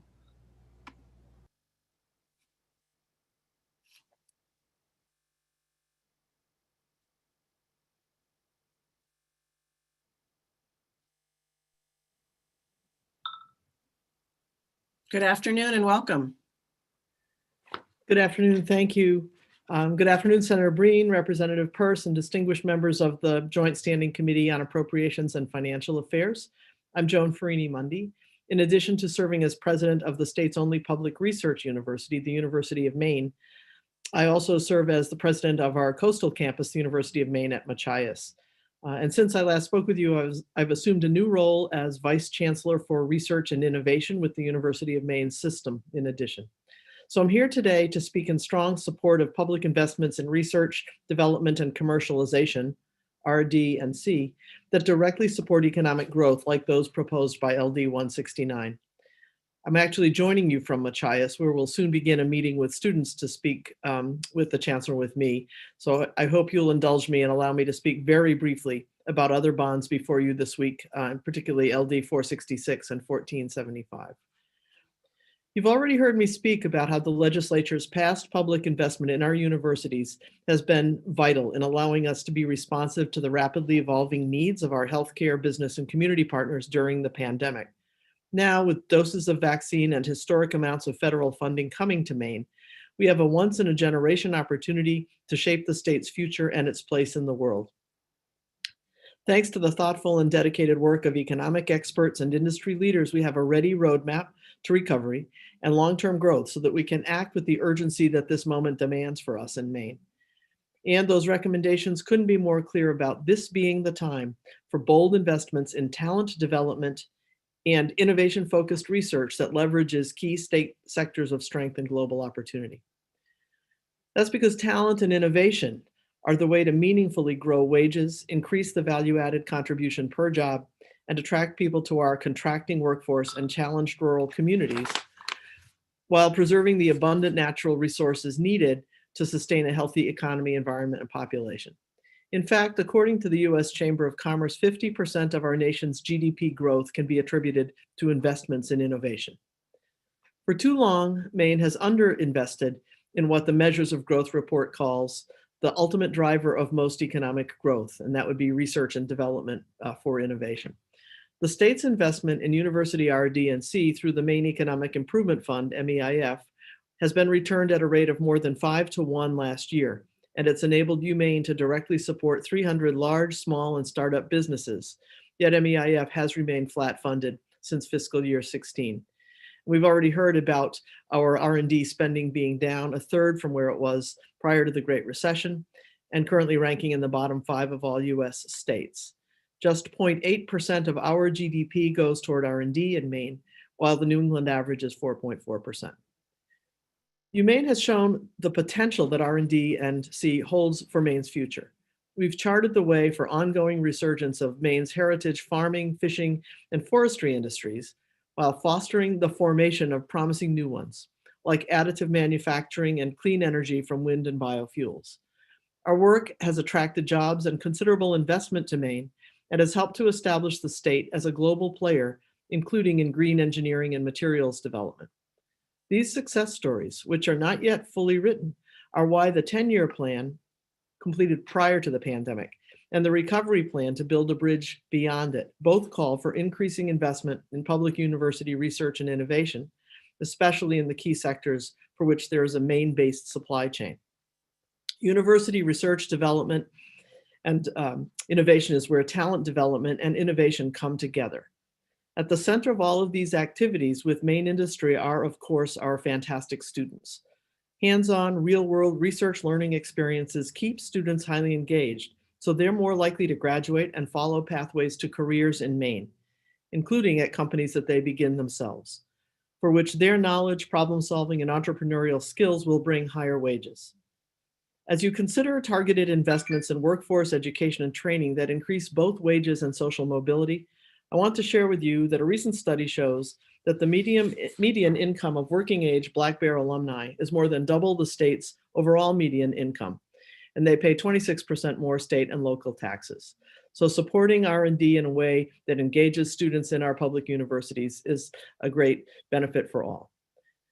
While UMaine has not been a direct beneficiary of the Maine Technology Asset Fund, MTAF, that LD 169 looks to bolster through bonding, it is a reflection of our statewide relationships and impact that we've provided R&D support to nearly every entity that has received an award through MTAF, ensuring that this state investment realizes the greatest return. We've worked with recipient Ready Seafood to bring them research in the lobster industry. Through our Advanced Manufacturing Center, UMaine provided product and process design, mechanical testing, and 3D printing to a number of awardees, including RCAST, Inc. from Oxford, Deepwater Buoyancy from Biddeford, and Hussey Seating in North Berwick. Just as public R&D support is vital to the university's ability to be responsive to the needs of our industry partners, so too is it for their ability to adapt to changing conditions, from climate to markets. So I urge your support of the MTAF investment. Let me speak briefly about two other bonds before you today. LD 466 proposes $16 million to build a climate center at the Portland-based Gulf of Maine Research Institute. GMRI is a partner of UMaine and a vital resource to our state. Climate change research and technical assistance to governments, communities, and businesses are signature strengths of our university. The Maine Climate Council's report explicitly notes UMaine's leadership in clean energy and climate solutions and recommends establishing UMaine as a center to deliver data and direct support in collaboration with several state agencies. Together with DMR's coastal program, UMaine leads a coalition of 36 organizations, including GMRI, collaborating to assist coastal communities on climate change and adaptation. Our marine researchers are leading a number of relevant fisheries initiatives, including Sea Grant's work with lobster fishermen to analyze and forecast responses to climate-driven changes. And LD 1475 proposes a $5 million bond for food processing infrastructure. UMaine Cooperative Extension and the agriculture sector it supports have identified this infrastructure as an urgent need. It is our vision that new processing capacity would be able to combine with university food science and research facilities to make a major difference for small producers in this state who can reach larger scale and have more profitability. With business and economic students from the university and their faculty as well, users of the Food Innovation Hub could tap into resources like market research and business planning. As these proposals and others move forward, please know that Maine's public universities and its research university in particular stand as ready partners with a very strong track record of results. Thank you for the opportunity to testify. I look forward to answering your questions and in these important months ahead to working with you and all the others you will hear from today to build a brighter future for our great state and for all of its people. Thank you very much. Thank you. Any questions from the committee for Dr. Farini-Mundy?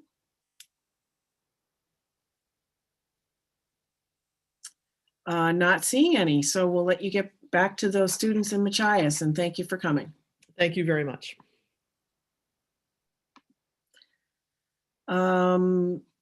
So I'm going to go back to the list of attendees, and I'm going to have Linda Caprera join us. Let me just...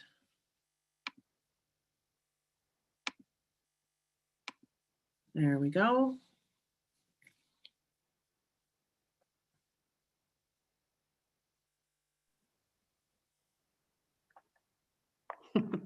Good afternoon. Welcome.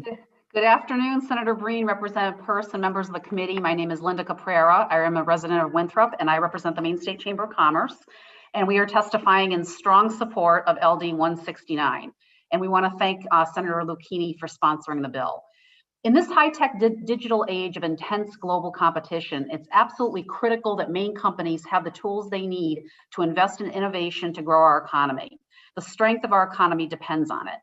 Maine companies compete globally. To be able to compete with, keep up with the demands of the global marketplace, companies have to constantly stay ahead of the competition.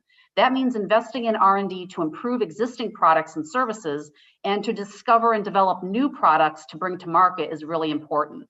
Investing in the necessary technology and equipment to upgrade and accomplish this is very costly. Innovation enables our companies to gain and hold market shares in their respective industries and preserve and increase jobs here in the state.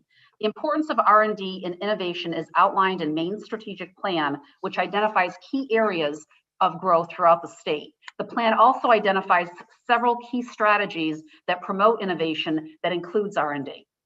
There's some really exciting things going on around the state in different areas such as biotech, biomed, renewable generation, and from our university system, working with composites, to facilities like the Jackson Laboratory and MDI Biolabs, working on cutting edge biomedical breakthroughs to improve human health.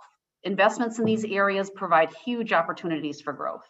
The focus on innovation to strengthen Maine's economy and preserve and expand job opportunities cannot be underscored.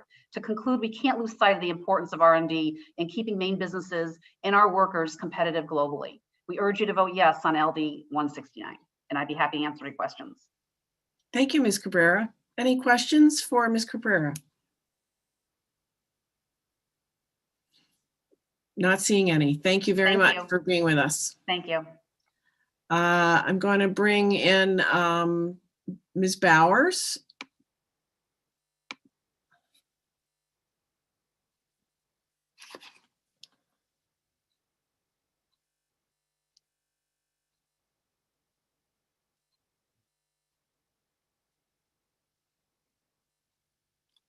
At least I hope I did.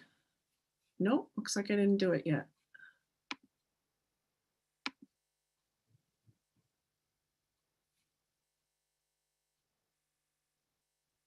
There we go.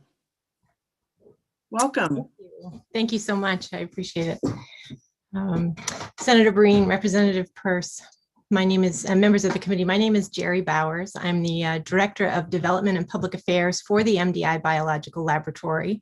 And I'm here today to offer testimony in support of LD 169, an act to authorize a general fund bond issue to stimulate investment by Maine businesses to produce nationally and globally competitive products and services. LD 169 offers a bold and transformative vision for Maine's economic future. By providing sustained R&D funding, this bill provides a funding pipeline that is essential to transforming Maine's R&D economy and attracting a technically skilled workforce. As the MDI Biological Laboratory, we know firsthand the tremendous impact of this type of sustained investment that it can have on stimulating exponential economic growth. Previous state investment has spurred a tenfold increase in the size of our operations over the last 15 years. Today, the MDI Biological Laboratory has generated more than $185 million in federal research grants. Our operating budget is $13 million, and we have 10 full-time scientists and 70 full-time employees. When I joined the lab in 1999, I was the 9th year-round employee, and our budget was less than $1 million. So that gives you some sense of the growth of the institution, due in large part to support from the state of Maine. We also lead the Maine IDEA Network of Biomedical Research Excellence, which partners 14 of Maine's academic institutions with the MDI Biological Laboratory and the Jackson Laboratory. Since 2001, this partnership has supported 53 early career scientists in every corner of our state, from Presque Isle to Portland and from Farmington to Machias. It has spurred a 65% increase in science majors at the participating partner institutions, created a skilled STEM workforce of more than 2,500 Maine undergraduate students, and generated more than $86 million in additional federal research grants, and created and sustained more than 100 full-time jobs. The National Institutes of Health is the largest funder of biomedical research in the world, awarding more than $35 billion in competitive research grants each year. Last year, Maine received just under $100 million, less than half of 1% of the total awarded. LD 169 will ensure that Maine's research institutions have the state-of-the-art facilities and infrastructure necessary to recruit the outstanding scientists and staff needed to significantly increase our share of the federal research dollars. At the MDI Biolab, we know this is possible. Thanks to previous state investment, our institution has built the sophisticated research laboratories, equipment, and infrastructure necessary to recruit 10 outstanding scientists over the last decade. Over the last 18 months, we have recruited 3 outstanding new research teams to Maine. And with the MDI Biolab, we are poised for exponential growth within the next 5 years. LD 169 will provide small institutions like mine with a clear pathway for future growth, and it will ensure that Maine will dramatically increase its share of federal research dollars to create the kind of high quality, good paying jobs that are essential to retaining and attracting tomorrow's workforce. Thank you very much for the opportunity to testify, and I'm happy to take any questions. Thank you, Ms. Bowers. Any questions for Ms. Bowers from the committee? Okay, I'm not seeing any. So I thank you for being here, and make sure you've put your testimony in electronically as well. All right, Ms. Ballesteros, I'm going to move over to the panel.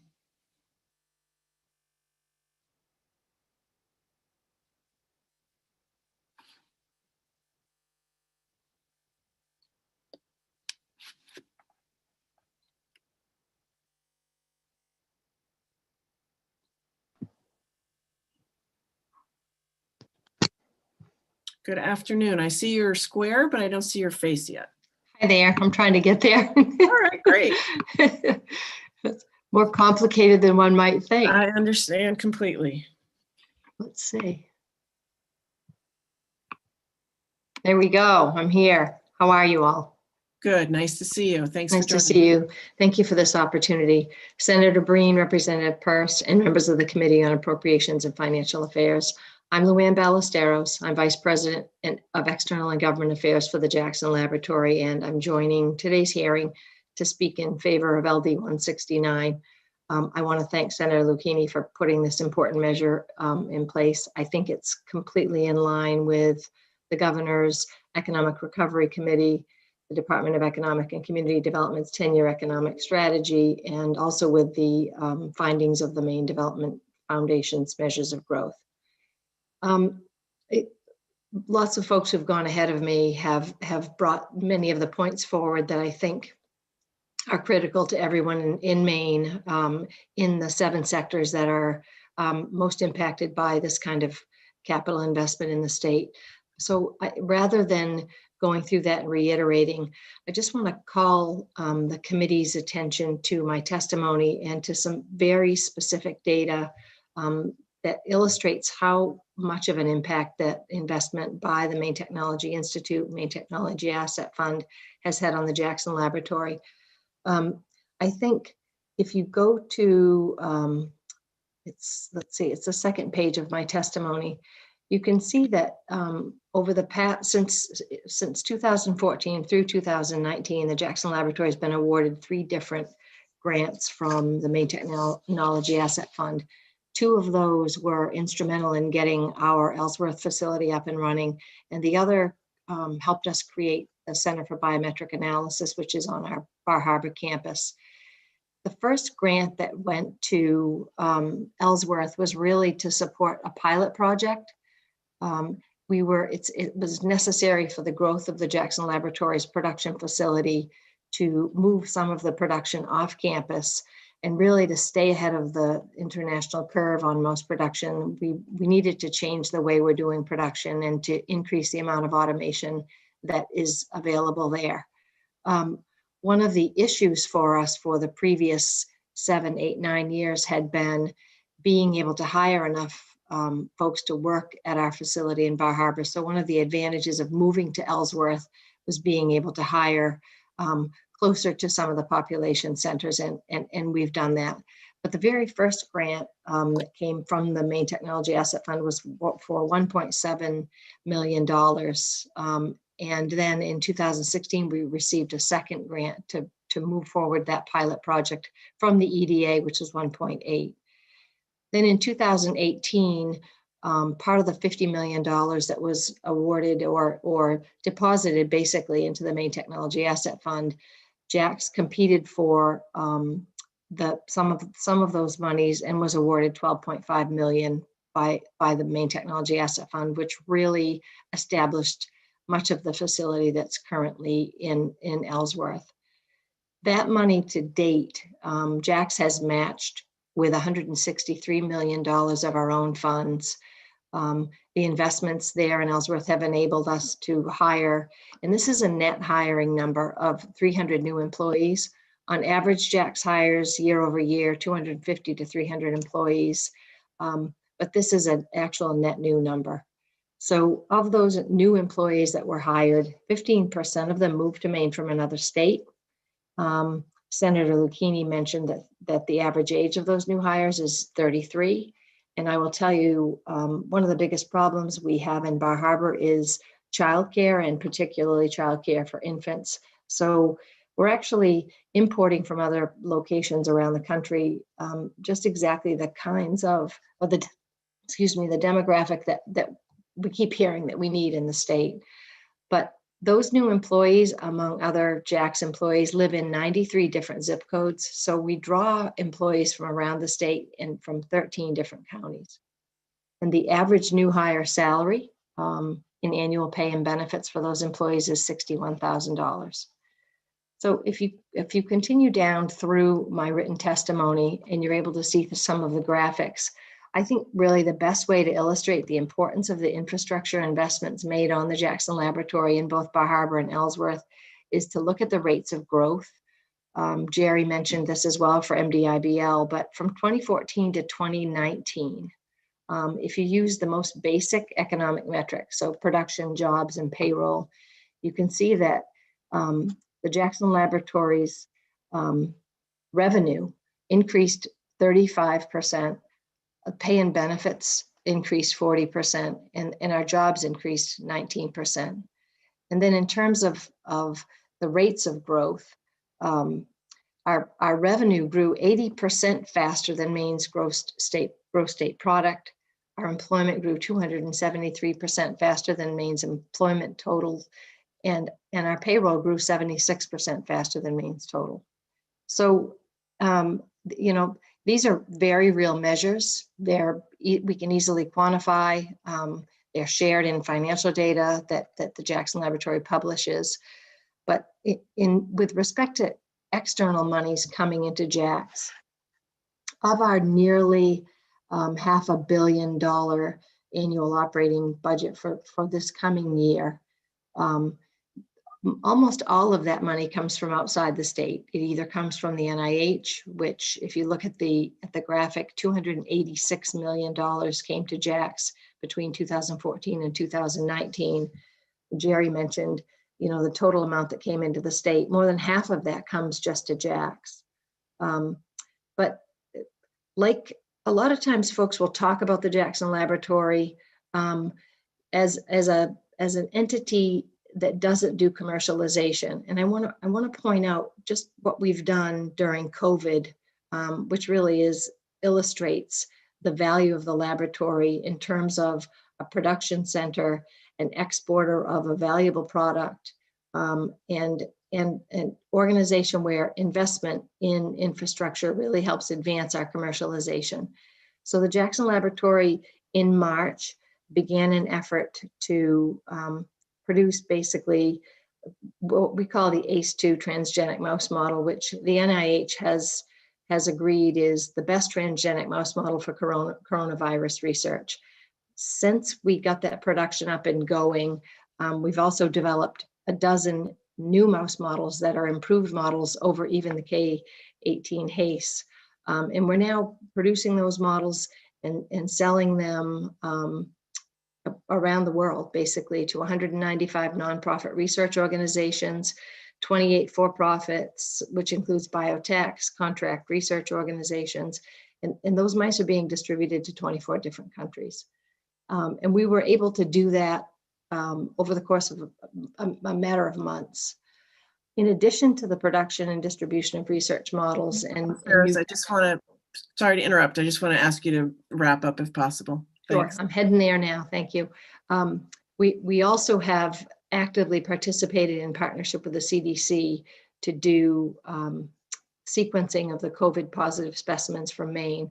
And we've done this work over the past several months since early December of last year. And we're number 3 in the country here in Maine in terms of identifying the variants. So I want to give you an opportunity to ask questions if you need to or would like to. I want to thank you for the opportunity to testify. And with that, I'll close.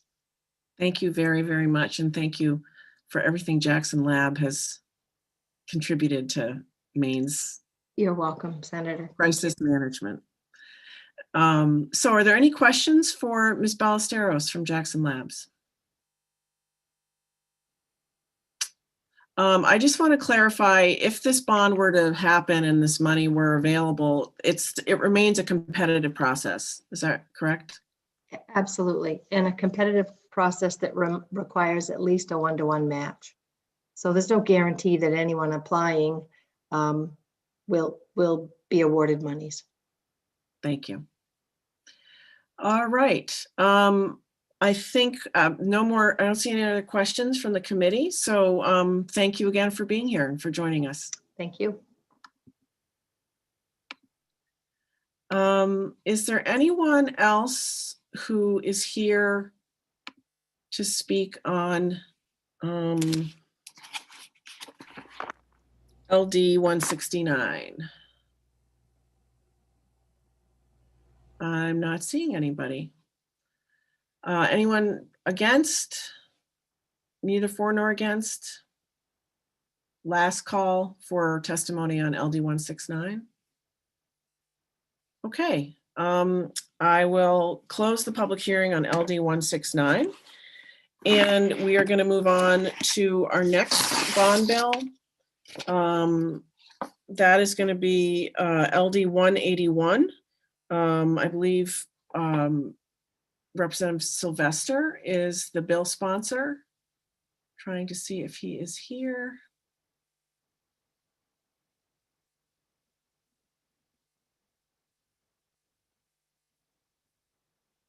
Going to ask my co-chair to double check. Are you seeing Representative Sylvester here? I am not. Okay, well, I see Senator Bennett is here for LD 1235, so I think I will move on to LD 1235. And I will move. Excuse me, Senator Breen. Yeah. I think there is someone else that wants to testify on 181. They had their hand up. Well, we're not John going to Perkins. We're not going to do the hearing until the sponsor is here. Okay. But thank you for the flag. I appreciate Sure. it. So we're going to move on to the hearing for LD 1235. I will move Senator Bennett over to the panel.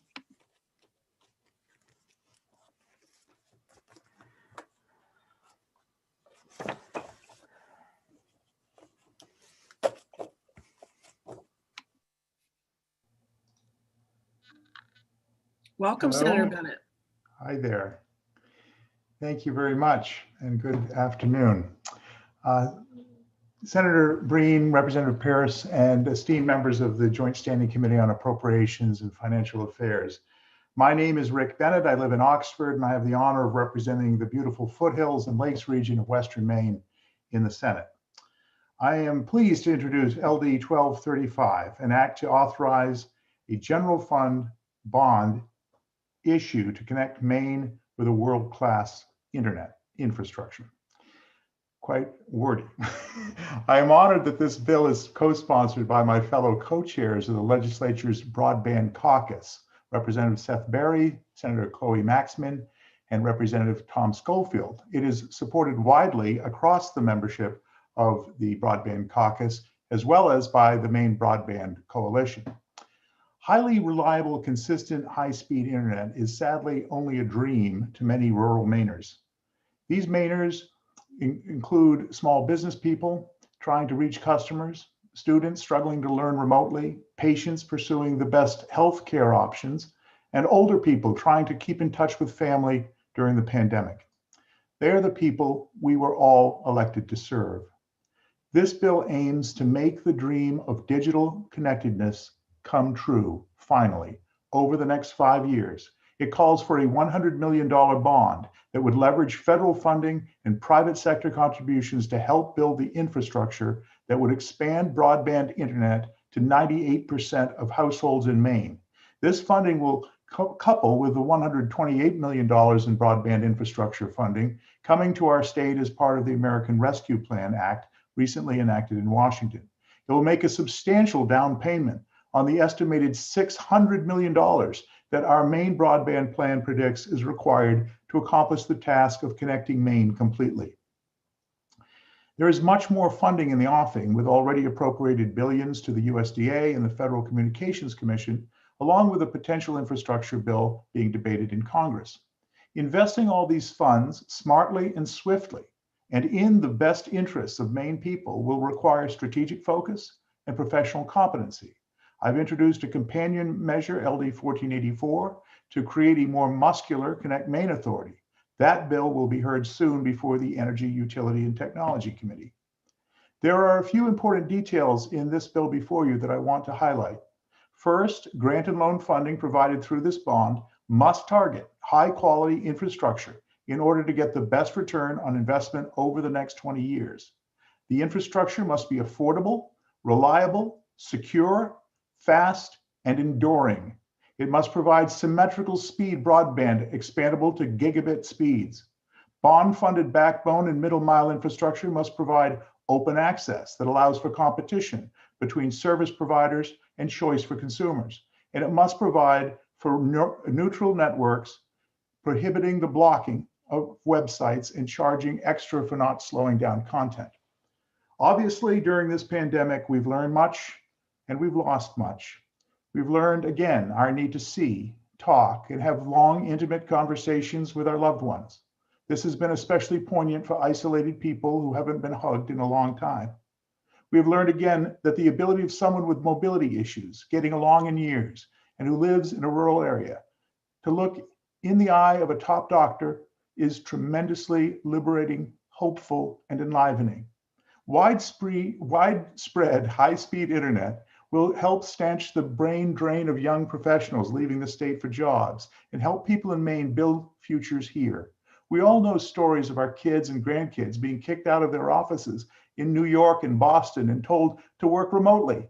Many are taking the chance to move back to Maine, to family, to our small towns, to our magnificent outdoors.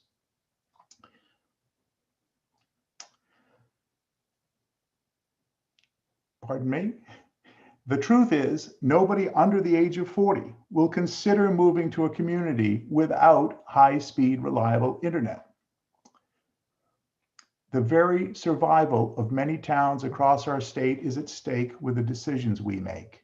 Rural electrification in the 1930s, when Congress passed an act to wire rural communities, was transformational.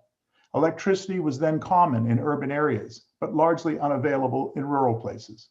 The infrastructure commitment made then changed lives for the better for generations. Committing ourselves to complete connectivity will transform lives and breathe new life into our struggling rural communities. We can and we must seize this unique moment and embrace this opportunity. In my view, it is the big, hairy, audacious goal for this legislature. We can set Maine apart and launch a brighter, more prosperous future. Thank you. Thank you, Senator Bennett. So I'm going to open the public hearing for public comment in a moment. Are there any questions for Senator Bennett from anyone in the committee? How's that? Not seeing any. Thank you. Thank you, Senator Breen. Thank you. I am going, Representative Millett, do you have a question? No. Okay. Sorry. Going to open it up to public comment. So if you are here to testify on LD 1235, please put your hand up in the attendee list. And I'm going to go through the list, see if there are any legislators there. Oh, I see Representative Barry. And before we switch over, I just want to announce that we're going to start using a 3-minute clock, and my co-chair will be timing folks. So when you reach 3 minutes, you'll get a friendly interruption from Representative Peirce, and we'll ask you to wrap up your comments. So Representative Barry, I'm going to move you from attendee over to panelist.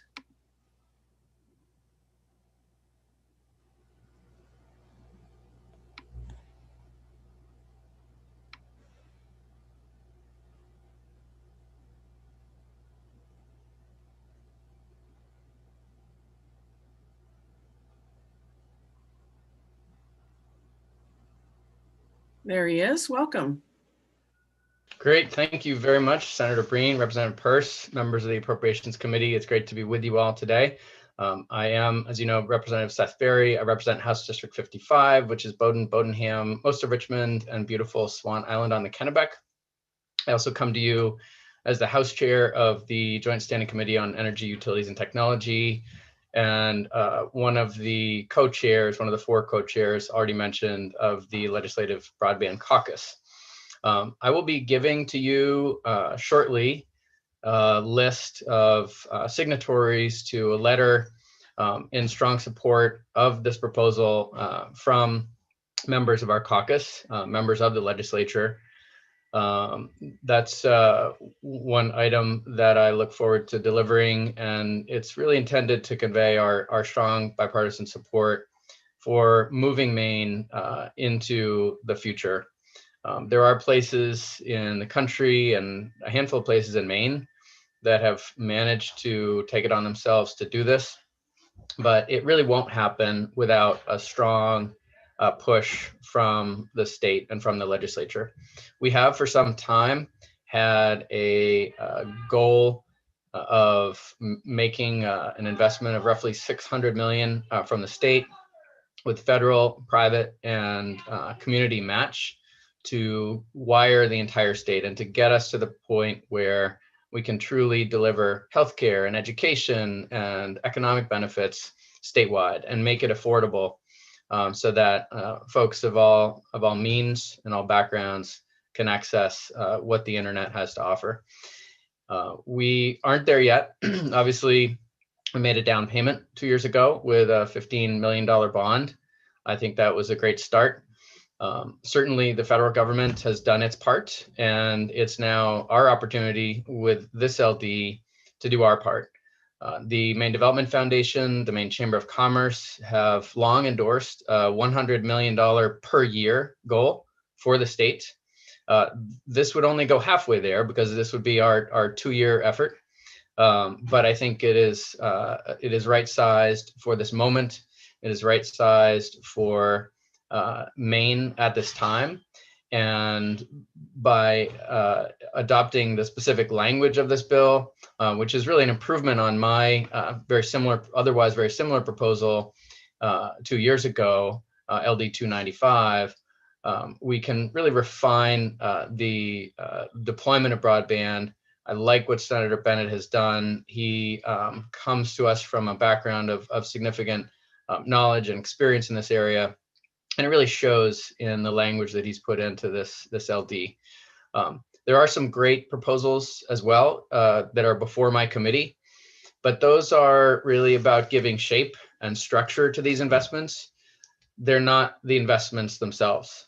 It does take the right structure, and I think I can report to you that we are moving. We have a great structure in place with the Connect Maine Authority. There's more coming, and I'm very excited about it. And it's going to make this investment truly go as far and as fast as it can. There may be some who come before us today and say that Maine is pretty good with respect to broadband, but it's important to think about the higher speeds. At the truly high speeds, we are not pretty good. We're really at the back of the pack. And that's in a country which is at the back of the pack among developed nations. So being one of the worst among the worst is not where Maine should be. I certainly don't want to advertise that more broadly, but it's a fact that we really need to do better. It's also a great opportunity. Maine has seen some increasing interest as a result of the pandemic. Folks do want to come here, take advantage of what we have to offer. I think that opportunity only really requires broadband to be fully realized. So I'll end there and hope you can pass this bill. Thank you, Representative Berry. Any questions from the committee for Representative Berry? Not seeing any. Great. Nice to see you all. Thank you. Thank you for joining us. I'm looking for any other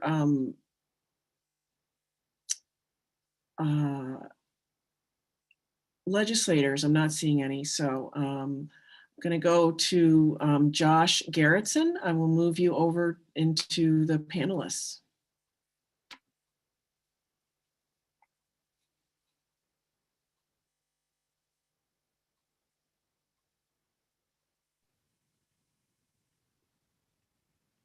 Welcome.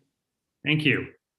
Senator Breen, Representative Peirce, and other members of the Committee on Appropriations and Financial Affairs.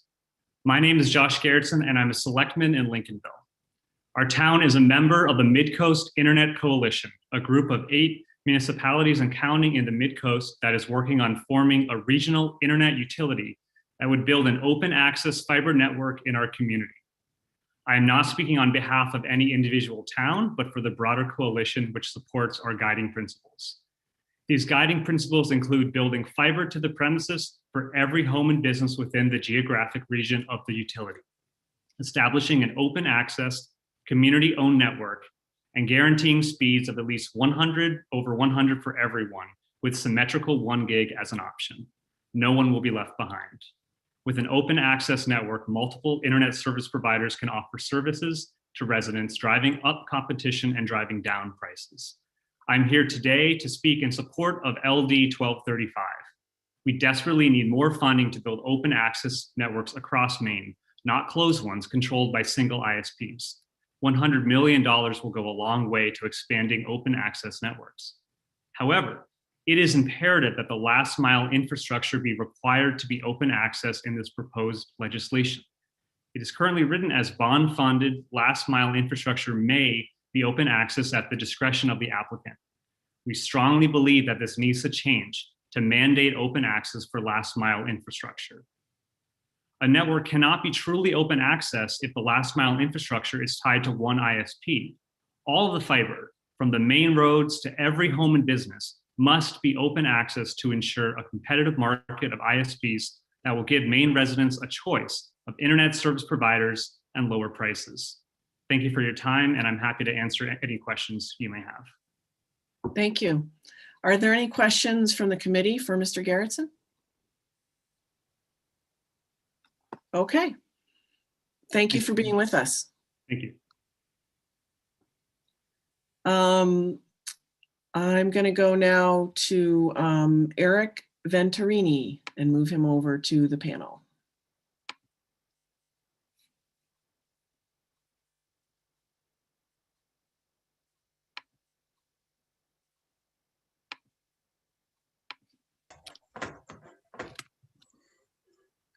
Good afternoon. Good afternoon. Great. Thank you, Senator Breed, and thank you, Representative Pierce, and esteemed members of the Committee on Appropriations and Financial Affairs. My name is Eric Venturini. I'm the Executive Director of the Wild Blueberry Commission of Maine, which is the voice of Maine's wild blueberry farms and businesses. Maine's wild blueberry farmers grow approximately 10% of all blueberries grown in our nation, and nearly 100% of wild blueberries grown in the U.S. We have about 485 farms growing and harvesting blueberries on over 38,000 acres across the state, primarily in Washington and other coastal counties. Over the past 5 years, we have on average harvested 70.5 million pounds of wild blueberries each year. The history of production is culturally rich, first managed and harvested by the Wabanaki even thousands of years ago. The crop continues today to be a staple of the Maine economy, bringing an estimated $250 million to the state each year in combined direct and indirect economic activity. The Wild Blueberry Commission stands in support of efforts to increase rural access to reliable, quality, high-speed internet. Our growers increasingly market, promote, and sell their products through the internet and require reliable connections to their websites, social media, and online sales platforms to compete and to grow. The COVID-19 pandemic has increased the rapid growth of e-commerce. The fourth quarter of 2020 saw a 32.4% increase in e-commerce over the same period in 2019. E-commerce in the US in 2020 represented 14% of total sales. According to Forbes magazine, Maine's January and February e-commerce was up 67% over the same period in 2019, the highest rate of growth in the country. Now we need to expand high-speed, affordable internet access to the most rural parts of the state so that the benefits of this growth can be felt in our rural communities by my wild blueberry farmers. And it can spur the profitability of all Maine farms, the sector in which profitability is most needed. I personally live in Orono and yet fall into the category of the last mile. My internet is so unreliable and slow that despite its high cost, I must also pay enough for cellular data to enable the usage of a hotspot. Many cannot afford the high cost of connectivity. I live just miles from the University of Maine in one of our state's most modern and connected towns, and yet still do not have access to reliable internet. In 2020, the Commission was awarded a grant through the state's Department of Agriculture, Conservation and Forestry to increase wild blueberry farms and businesses' usage of online web-based sales platforms. One of the aims of this project is to identify barriers to online market connectivity of Maine wild blueberry growers. Although our results are not yet final, I can say with certainty that a major barrier is that many growers simply do not have access to reliable internet. This is a problem across our state that limits the ability of farms and businesses to keep pace with the modern world. On behalf of Maine's wild blueberry farms and businesses, I thank Senator Bennett and co-sponsors for presenting this bill, and I encourage this committee to vote ought to pass. The state simply must have access to high-speed internet to compete in today's markets.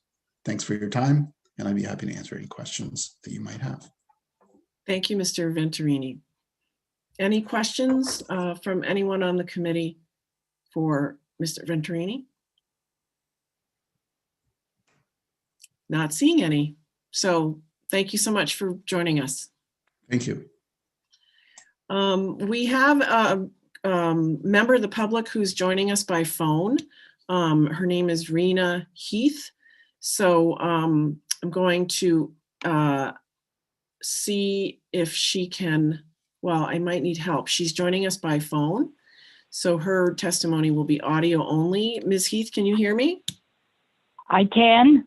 Can Great. you hear me? I can. Please go right ahead. Well, thank you very much. My name, Senator Breen and Representative Pierce, and members of the Joint Standing Committee on Appropriations and Financial Affairs. My name is Rena Heath. I'm an 84-plus-year-old living a mile and a half down the street from you. I'm a volunteer with AARP. I'm here today to beg for your support of LD 1235. Unfortunately, I can only testify by phone, as without having access to the internet, I cannot do it any other way. I wish I could see everyone by testifying through a computer. That's not exactly the reason why that is exactly the reason why we need affordable, high-speed internet. All Mainers across the state deserve internet access. People like me who are unable to afford internet access feel shut out and isolated. I'm living longer than I wish, but I have no control over that. Since March 12, 2020, I have remained in my apartment, cut off from things I am most interested in, such as your committee. 4 years ago, I was given an Amazon 7, but even though I retired from the state of Maine, I cannot afford to be on the internet. In these days of the pandemic, not having internet access can be very lonely, and I feel like I am useless. I want to be able to connect with my community and my friends, but it's not possible for me in this virtual world. I also wish I could have high-speed internet connect with my doctor more easily. Others have telehealth service. I do not. My story is just one of many for Mainers who cannot afford high-speed internet. There is no better time than now to give the people of Maine the affordable high-speed internet we need and deserve, both the old and the young. So I beg of you, please, please support LD 1235. And I thank you as always for all you do. Thank you so much, Ms. Heath. We're really glad you were able to make the time today and appreciate your patience and your willingness to wait your turn and give us your comments. Are there any questions for Ms. Heath from anyone on the committee? I am not seeing any, so I want to thank you again. And well, I thank you. All right. Have a great afternoon. You also. Bye-bye. Thank you. Bye now. We're going to move now to Jeffet Els, who has his hand, I'm not sure if that's his or her, but I'm going to move Jeffet Els over to the panel.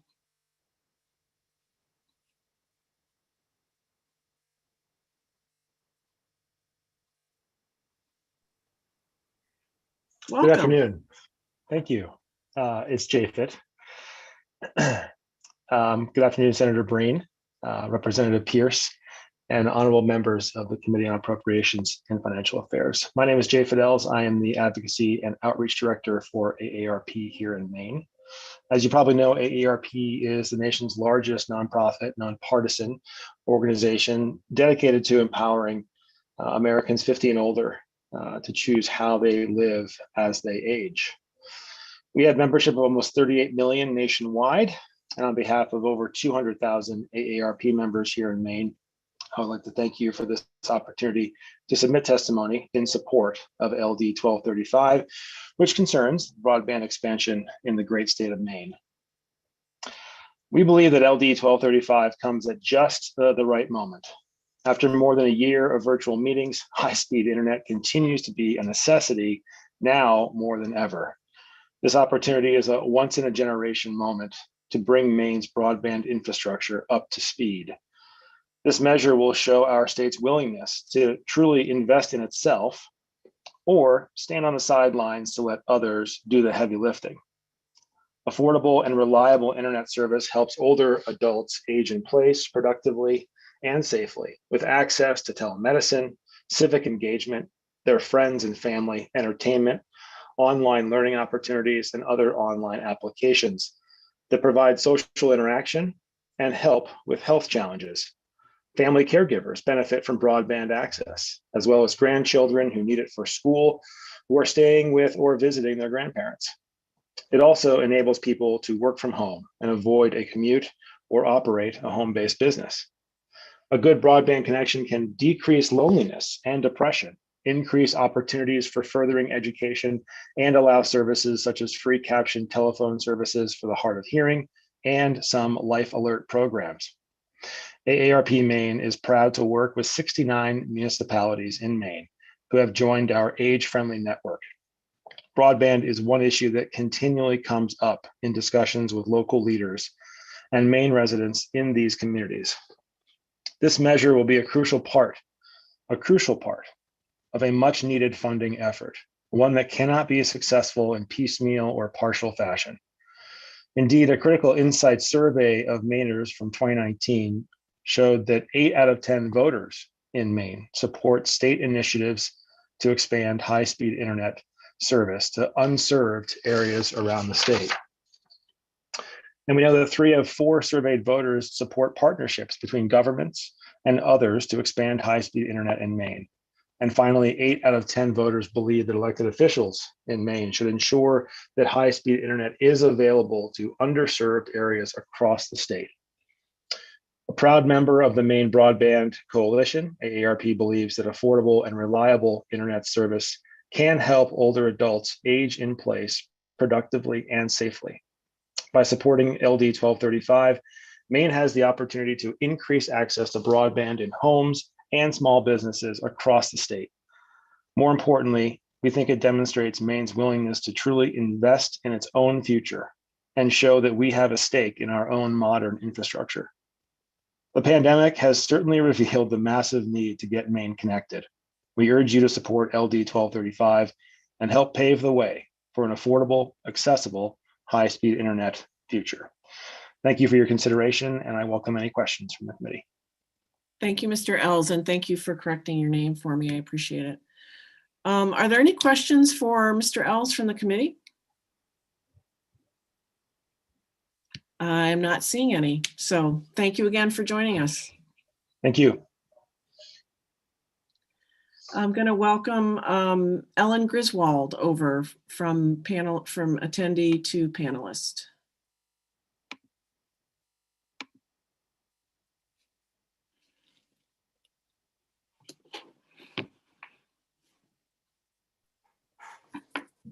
Great. Welcome. Thank you. Good afternoon, Senator Breen, Representative Peirce, and members of the committee.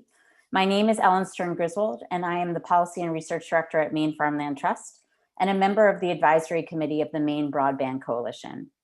I'm testifying today in support of LD 1235. For those of you who are not familiar with Maine Farmland Trust, we are a member-powered statewide organization that works to protect farmland, support farmers, and advance the future of farming. MFT believes that to revitalize Maine's rural communities, farms must be economically viable. Over the years, MFT has collaborated with farmers, food businesses, and economic development organizations to establish enterprises and deliver a range of programs and services focused on establishing a vibrant and resilient agricultural sector and food system in Maine. In our work, one of the biggest impediments we see to farmers growing and diversifying their businesses is the lack of access to affordable and reliable high-speed internet service.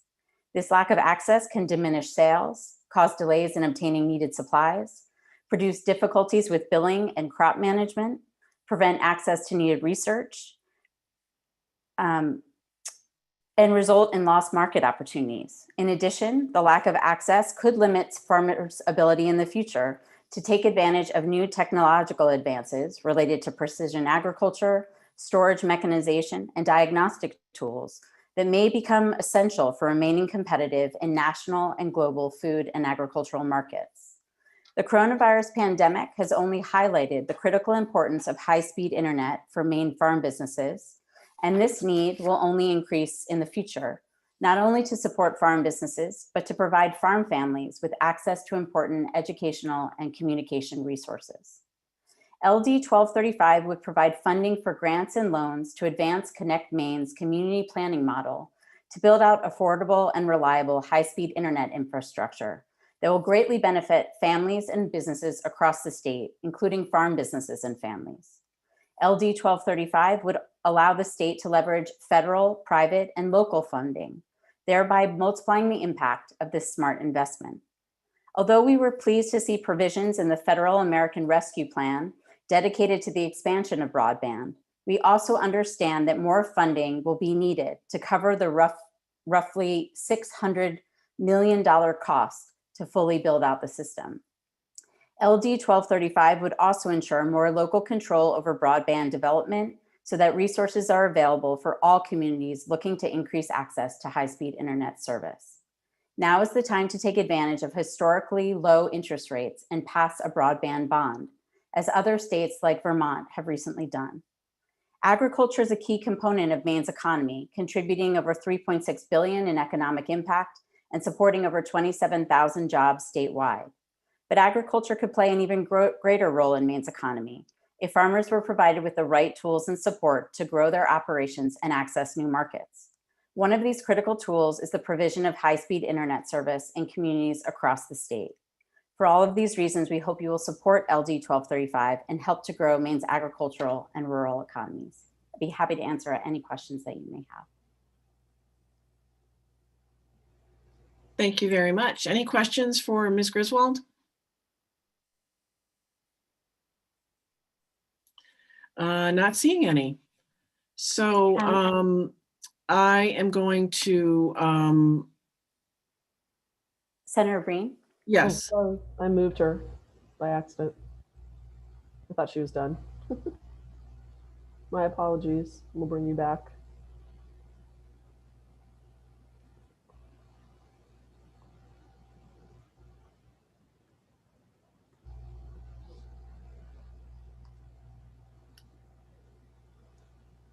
Sorry, Ms. Griswold. That was no problem at all. I'm sorry. I didn't mean to hold things up, but I just wanted to let you know that I will be testifying in support of LD 1475 later, and you asked that we let you know.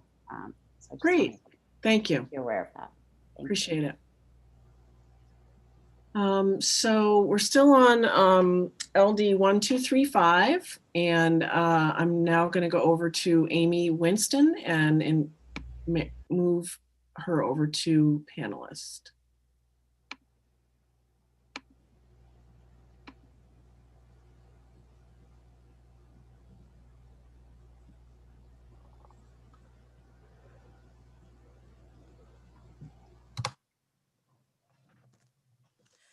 Hello, good afternoon. I'm Senator Breen, Representative Terry, and members of the Joint Standing Committee on Appropriations and Public Affairs. My name is Amy Winston, and I'm the State Policy Director at Coastal Enterprises, or CEI. I live in Edgecombe, and I'm testifying today on behalf of CEI and as a member of the Maine Broadband Coalition Advisory Committee in very strong support of LD 1235. For many of the reasons already expressed by others. CEI, as a community development financial institution, we provide business advice and financing to 2,000 entrepreneurs in Maine annually. And in 2020, this rose to 3,000. Our mission is to support good jobs, environmentally sustainable enterprises, and shared prosperity in Maine. Many of our partners and clients rely on reliable high-speed broadband to be competitive in their industry. CEI strongly supports LD 1235 in asking Maine voters to approve a $100 million bond to expand high-speed internet throughout Maine. As said, it is a critical time for the state to directly invest and leverage additional outside funding for this enormous endeavor. As several folks have mentioned, the State Broadband Action Plan estimates that to achieve this goal actually requires $600 million in investment. And I want to flag a correction in my written testimony. I posted twice with a corrected version with that correct number. Thank you. This bill would substantially increase Maine's investment in broadband in combination with private sector funds and funds anticipated in the American Rescue Plan Act. Our state is at such a critical juncture economically, culturally, and with respect to broadband at the center of that. Communities are realizing the importance of broadband access as a lifeline to attract, retain, and enable people to live and work in Maine. And the state's demographic and workforce challenges, which are well documented, are prioritized in the 10-year economic plan. This prioritizes broadband connectivity as necessary supporting infrastructure. Ubiquitous and equitable access to reliable and affordable broadband is key to this strategy and to all of the people, businesses, and communities who are banking on it. It's essential to working, learning, creating, and consuming, including critical services such as healthcare and education. As a super determinant of health, broadband is integral to quality of life as well as quality of place. It is essential that every part of the state benefit from this investment, as it is the lifeline economically and especially for rural communities. I mentioned students and employees who are dependent on broadband to study or work at home, and you heard earlier from Ms. Heath about seniors who are looking to benefit from telehealth and related technologies from both a budgetary and a health and social standpoint. Rural communities can't move from project planning to implementation and infrastructure installation without the state's investment. Interest rates are at a historically low rate, and 8 out of 10 Mainers supports state funding for broadband. As mentioned, other states are recognizing the importance of state-level investment as well, including Vermont and Wisconsin. We have advocated for broadband as essential infrastructure for over 5 years, and the time is now. As heritage-based economic pursuits such as farming, fishing, and forestry, making and manufacturing are adapted and innovated to preserve and expand jobs, livelihoods. Yep, I'll wrap up. We need to move beyond assessments and plans to material infrastructure. I do appreciate the opportunity to testify, and I learned a lot in preparing to become a member of the coalition by talking to small business owners, farmers, and community developers who are really involved on the groundwork, on the ground in this issue. So I thank you very much for the opportunity to testify, and I hope that you will encourage you'll pass this bill to allow the opportunity to invest. Thank you very much. Oh, and I'm planning to testify on the LD 1475 before I sign out. Great, thank you so much. Very much. Any questions for Ms. Winston from the committee? All right, thank you. Thank you very much. Next on our list with hands up is Jason Judd. I'm going to move Jason Judd over to the panel.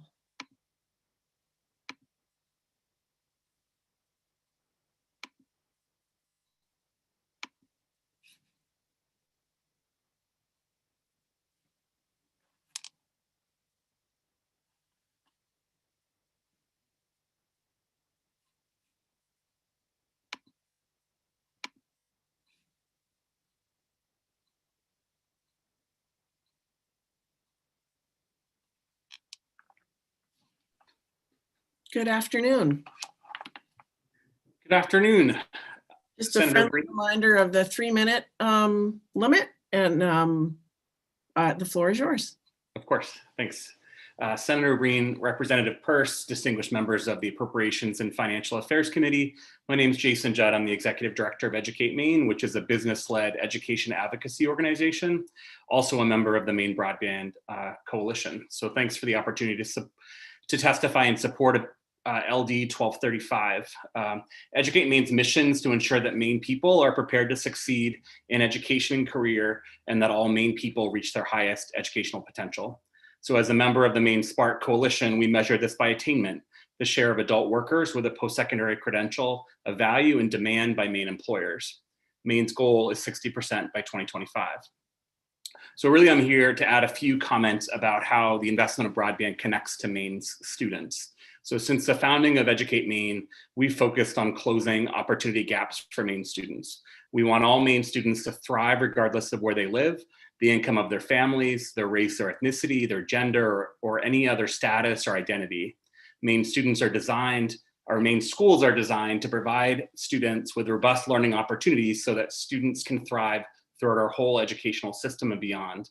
But unfortunately, we also know that many students do not have access to high-speed internet in their homes, which creates a significant opportunity gap, often impacting student engagement and achievement. We've heard dozens of stories throughout the pandemic about students completing their homework outside public libraries, in parking lots of fast food restaurants, and at the homes of peers in neighboring towns due to lack of broadband access.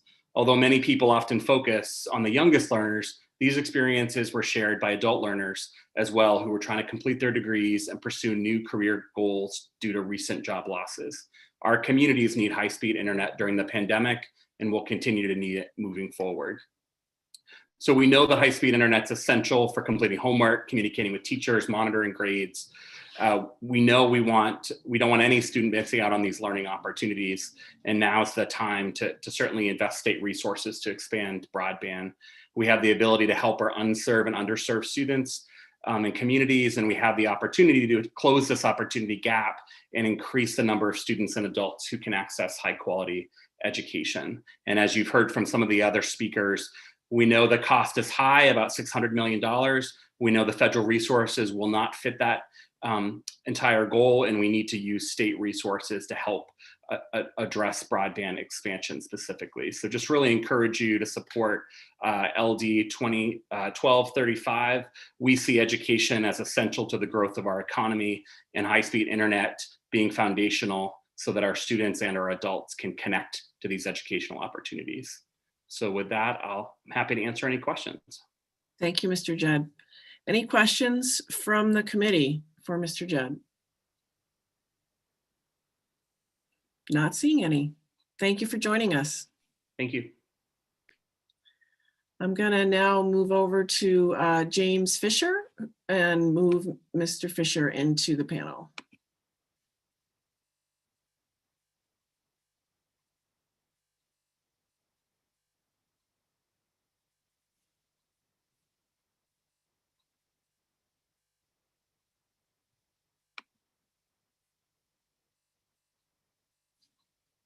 Welcome, Mr. Fisher. I see your box. I apologize. are. There we are. Welcome. So, to the members of the Committee on Appropriations and Financial Affairs, my name is Jim Fisher, and I've served for 3 years as the Deer Isle Town Manager. I wish to support LD 1235 to expand fast, reliable, affordable internet access in Maine. As you know, Deer Isle is a rural community with a history of fishing, seasonal tourism, and creative small businesses. Behind the scenic small town veneer is a very dynamic and changing economy. Global environmental, social, and economic changes have profound impacts on our traditional exports like lobsters, clams, granite, and summer vacations. Population changes include aging and in-migration, and these are creating new demands for services, but also opportunities to diversify and grow our local economy. But we need to keep pace with technology to adapt to these global changes. Everything I do depends on broadband. When the internet fails, as it often does, town operations like tax collection, auto registration, contracting, all come to a grinding halt. Our copper wire systems cannot provide sufficient bandwidth and appear to be corroded and obsolete. These structural deficiencies are an impediment to economic growth and diversification. COVID's only accelerated the demand for remote working in rural Maine. People want to start and expand small businesses in Deer Isle, but are forced to consider relocation when they cannot access fast, reliable, affordable internet service. Deer Isle is working with neighboring towns, to research and advocate for regional fiber optic and wireless internet services. Our communities are raising local support to build new systems, but leadership at the state level will be essential. No town is an island, not even Deer Isle, when it comes to broadband. So I ask you to support LD 1235, and I'm available to answer any questions. Thank you. Thank you very much. Any questions for Mr. Fisher? All right, thank you for joining us. A pleasure. The next person with the hand up is Andrew Butcher. I'm going to move Mr. Butcher over to the panel.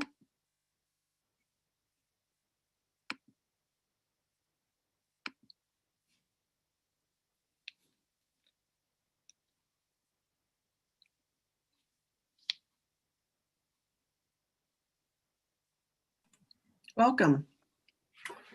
Thank you. Greetings, Senator Breen, Representative Peirce, and members of the Appropriations and Financial Affairs Committee.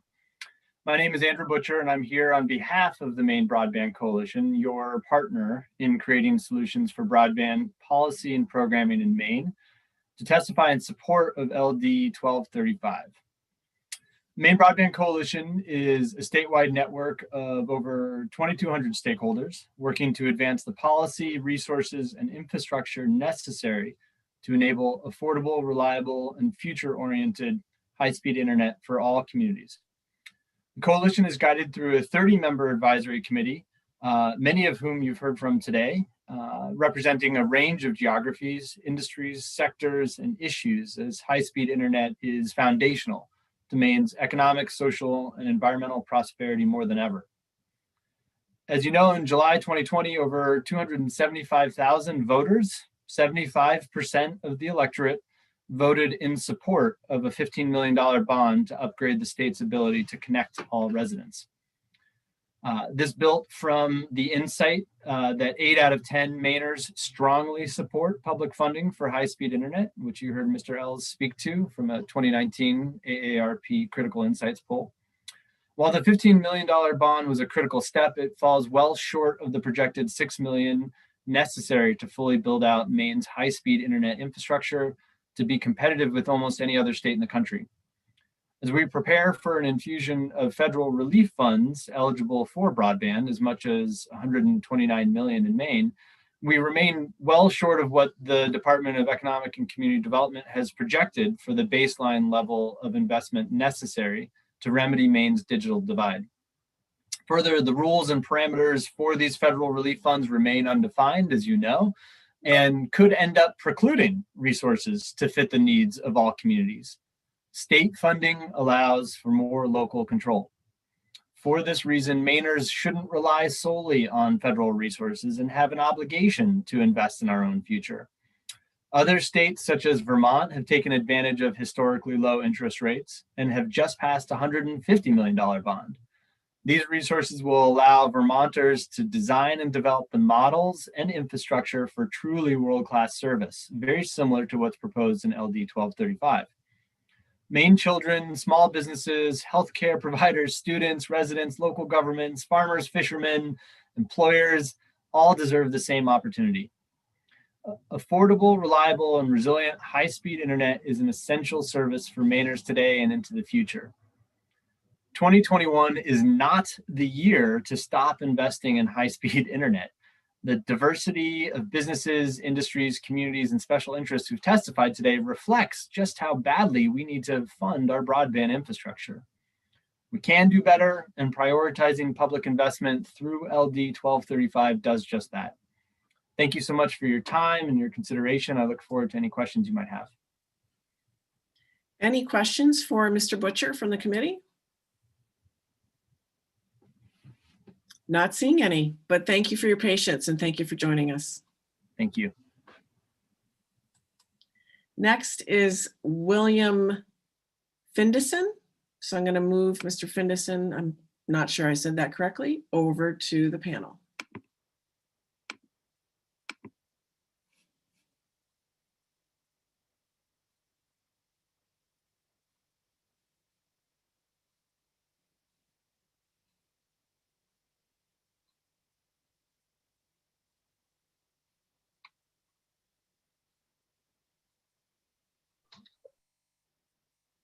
Thank you.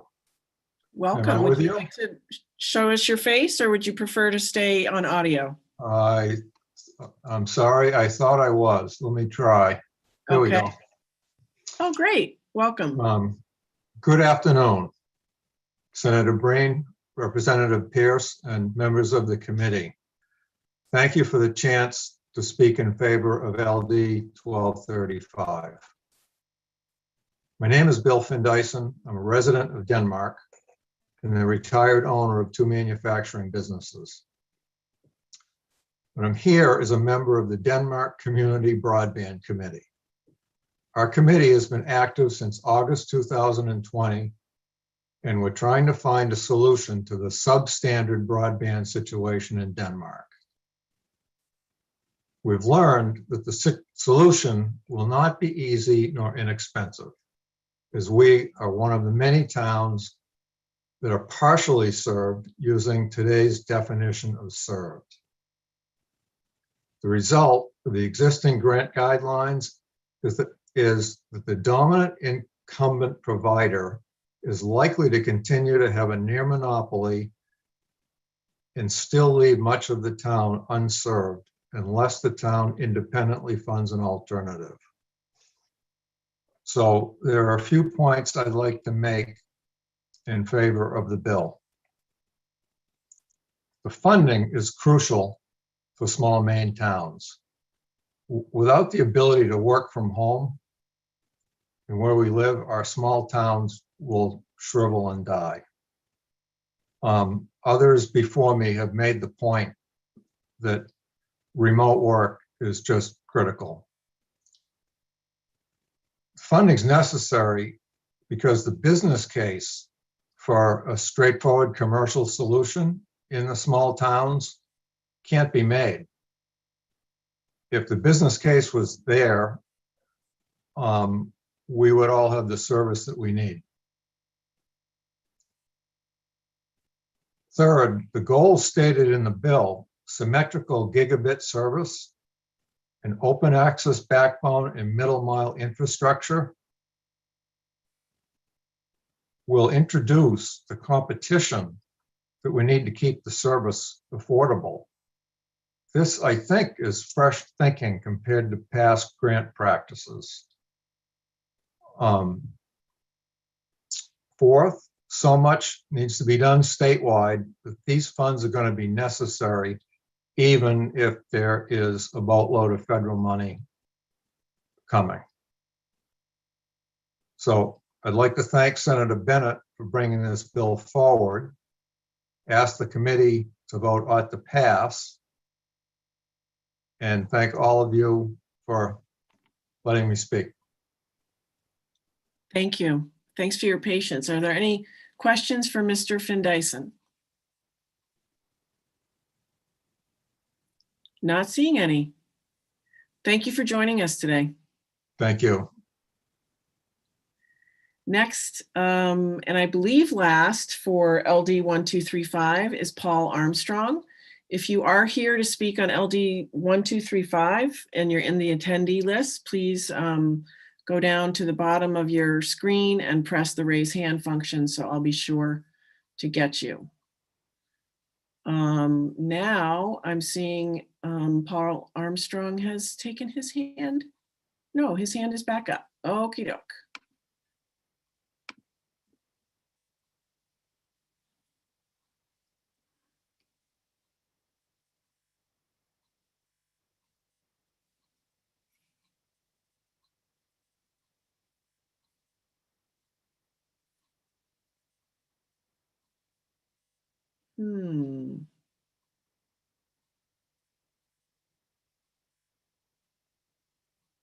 Ah, here he comes.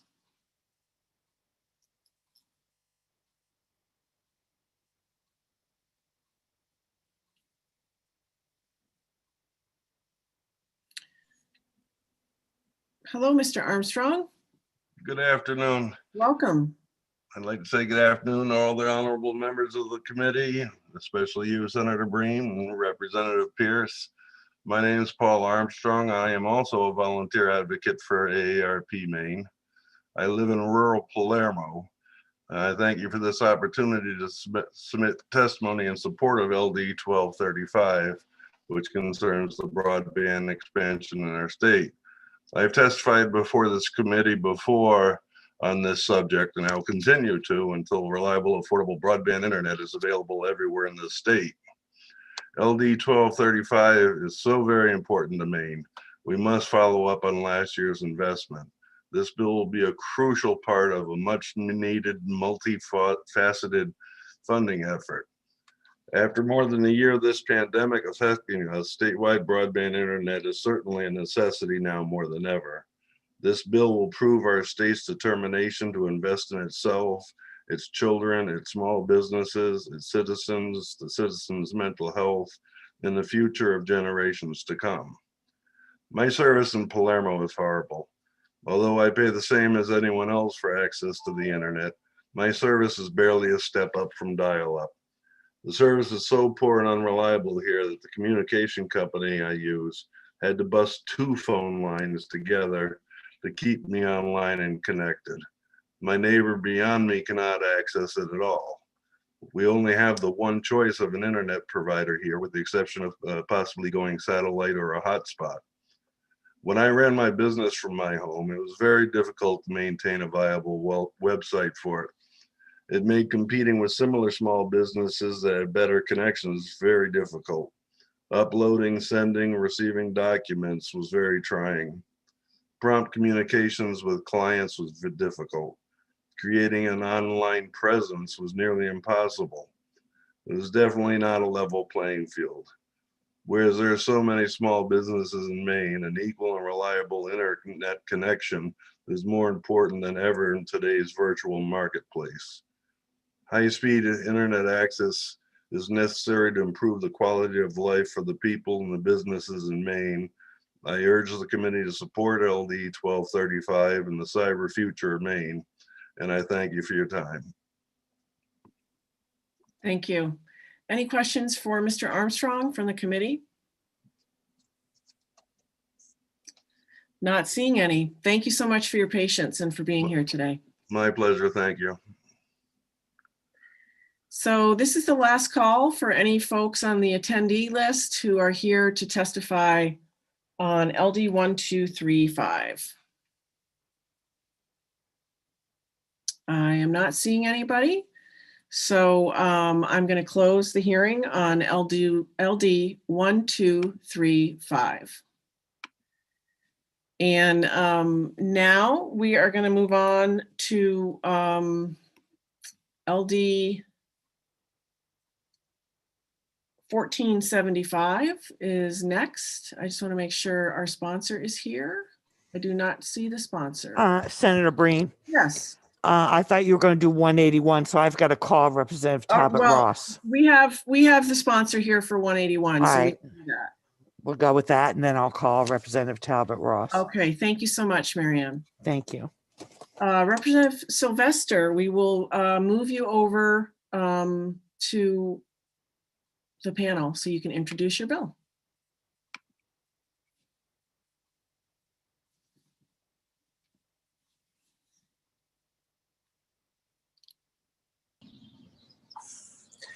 Hello, thank you so much. I appreciate it. As we saw in the last bill, you lose so much when you don't have reliable broadband connection. I was unable to get in. I thank you for holding my bill. Dear Senator Breen, Representative Pierce, and members of the committee, as sponsor of LD 181, an act to authorize a general fund bond issue to complete the renovation of a wharf and bulkhead in Portland for marine research, I ask you to join me in supporting this investment in the future of Maine's working waterfront and coastal economy. The Gulf of Maine Research Institute, known as GMRI, has proven its ability to leverage state bond investments to secure philanthropic and federal funds to meet Maine's marine research, education, and community development needs. Over the past 20 years, they have leveraged Maine's original $5 million in state bond investment to secure over $90 million in federal research, national foundation, and local philanthropic funding to serve Maine's needs with virtually no annual operational funding support from the state of Maine. With our early support, GMRI has built a remarkable institution that serves Maine's fishery research, climate research, science education, and coastal economic development needs. GMRI's proposed $2 million bond investment would be used to replace a rusted bulkhead and complete the renovation of their wharf. The rebuilt bulkhead will provide much needed berthing for lobster vessels and aquaculture support vessels. The stabilized wharf will position GMRI to build 250,000 square feet of fishery research, climate change research, and seafood innovation facilities over the next decade. Over 500 research, education, and seafood innovation jobs, maritime livelihoods for working families in our city will be created. I encourage you to invest in GMRI's vision to sustain our coastal communities during the 21st century. They have a proven track record of leveraging bond investments to serve our entire state. And with that, I'd be happy to answer any questions. Thank you so much, Representative Sylvester. Any questions for the bill sponsor from the committee? Not seeing any. So I will now see if there's anyone here in the attendee area that's waiting. I see, oh, Mr. Perkins is here. I'm going to admit Mr. Perkins onto the panel.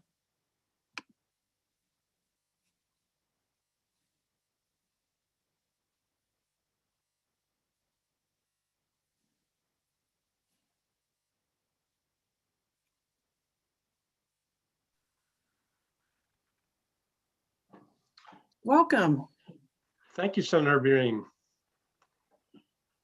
Senator Breen, Representative Peirce, and members of the Appropriations Committee, thank you for holding this session today. My name is Don Perkins. I serve as President and CEO of the Gulf of Maine Research Institute. You just heard Representative Sylvester make the general case for this investment, and so I'll just speak to the mechanics of it. Over the last 15 years, as many of you know, we've worked with the state to stitch together funding, first to rebuild the east side of our pier, facing the Fish Pier, for those of you that know the Portland waterfront. That was done 8 or 9 years ago through 2 state bond issues and a mix of federal and philanthropic funding. It was completed on time, on budget. You have a letter from me in the materials that has photographs in it that show the west side of the pier, which is steel sheet pile that is rusted and at risk of collapse. We went to work with the legislature and the governor 2 years ago to put together $3 million to rebuild that side of the pier and get the pier ready for development. The legislature and governor supported $1 million of the $3 million budget 2 years ago, and we're coming back now to request your support for the balance of $2 million. With that, we'll rebuild this side of the wharf.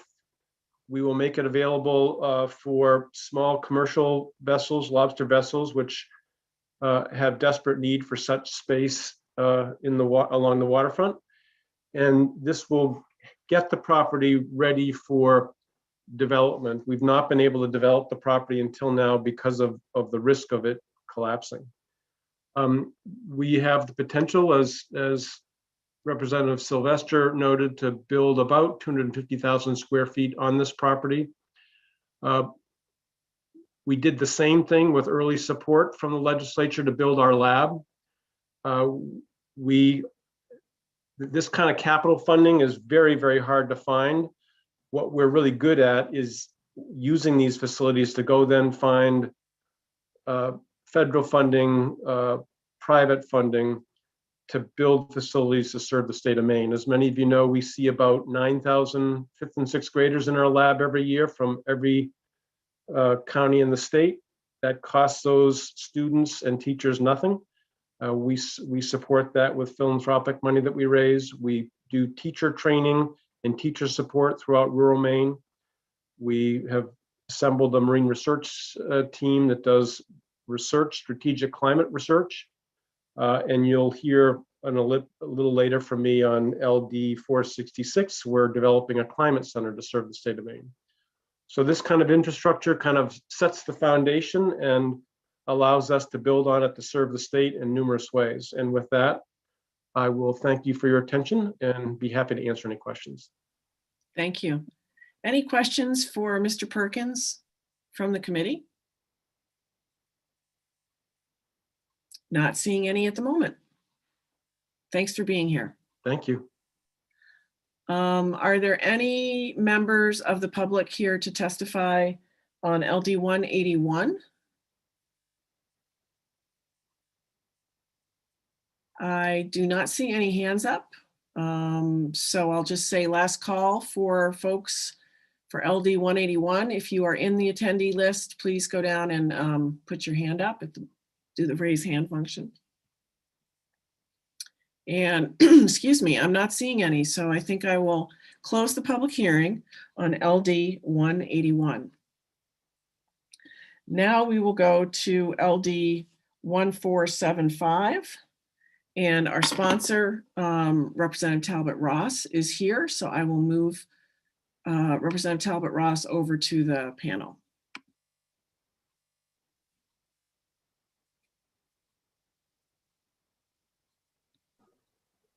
Welcome. Thank you very much. Good afternoon. Senator Breen, Representative Peirce, and distinguished members of the Joint Standing Committee on Appropriations and Financial Affairs. My name is Rachel Talbot Ross, and I represent House District 40, which comprises the Portland neighborhoods on our peninsula. I want to thank you for the opportunity to present LD 1475, an act to authorize a general fund bond issue for targeted food processing infrastructure. During the 129th Maine legislature, our colleague, then Representative, farmer and food policy expert, Senator Craig Hickman, proposed this initiative to demonstrate Maine people's interest in revitalizing a culture that not only celebrates the consumption of Maine foods, but also supports their production, processing, and manufacturing. I am proud to continue that work because this important legislation addresses some of the greatest challenges of our time, namely the security and stability of our food system, the equity and vibrancy of our economy, and the climate crisis. First, I'll address the food security. Maine is currently dependent on imported foods, as you know, and have been debating for quite a while. This puts most Mainers at risk during catastrophic disruptions in the global food supply chain, such as extreme weather events in distant places, or the ongoing COVID-19 pandemic. Increasing our capacity to produce and process our food by and for Mainers is critical to lessening this harmful dependency. Second, there's ample research establishing the economic opportunity that a growing food production and processing sector represents for our state. In fact, this strategy has been supported and officially embraced in the Maine Economic Development Strategy 2020 to 2029, a focus on talent and innovation. The economic plan focuses on innovation in value-added food systems and marine resources, as well as talent and critical infrastructure development in these sectors. To paraphrase the plan, Maine has all of the ingredients to meet the growing demand for responsible, transparent food harvesting and production. We just need to connect the dots by putting the needed infrastructure in place and our plans into action. Finally, investing in food producers is one of the most innovative solutions to the climate crisis, with the potential to sequester and store carbon and the ability to create new and diverse income streams for farmers. Maine's Climate Action Plan, Maine Won't Wait, a 4-year plan for climate action, promotes local and regional food systems development. Maine's next generation of farm and food entrepreneurs have innovative ideas that work Maine's rich natural resources regeneratively. They are committed to Maine communities, and they are not focused just on the state's food sovereignty and security, but also on exports throughout New England and beyond. As written, this bill suggests areas of focus that warrant investment to help producers in those areas meet demand for quality, Maine-made manufacturers, to adapt to a 21st century economics. This bill will help industry stakeholders to build the agriculture and local food industry. It will encourage investment that will strengthen each component of our food system, the producers, buyers, distributors, processors, and retailers, to create a resilient supply chain that supports and enhances our communities. I am also proposing a companion to this bill, LR 54, an act to strengthen Maine's food and forest economy, which will be discussed in the Agriculture, Conservation, and Forestry Committee later this session. LR 54 would create a capital investment fund for critical food processing and manufacturing infrastructure to increase access to capital, particularly for food producers and manufacturers owned and operated by people from historically underrepresented populations and disinvested, communities. Together, these bills position Maine's food producers to create quality jobs with opportunity for advancement and innovation in the food manufacturing sector that Maine has prioritized as a path for growing Maine's agriculture economy.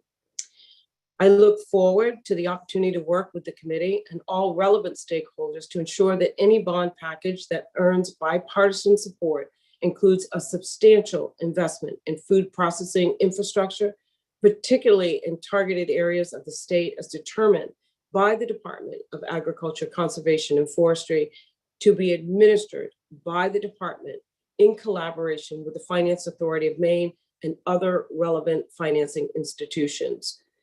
I want to ask you, as a farmer myself, as a person who owns farmland here in the state and is trying very hard to stand up a food processing entity that will cater to some of our needs here in Maine around both halal meats and meats that are been properly butchered and processed. I can say from personal experience that this bill means a lot to so many of us to get that very needed investment. So please pass LD 1475 to allow Maine voters to have their voices heard on the importance of processing and manufacturing food products in Maine. Yeehaw. And thank you for your consideration. I'd be happy to answer any questions that you may have for me. Thank you for your time. Thank you very much. Any questions for Representative Talbot Ross from the committee? I'm not seeing any at the moment. So we will see who's here for public comment. Anybody in the attendee list? I see Ellen Griswold. So a few people. I'm going to move over Ms. Griswold now.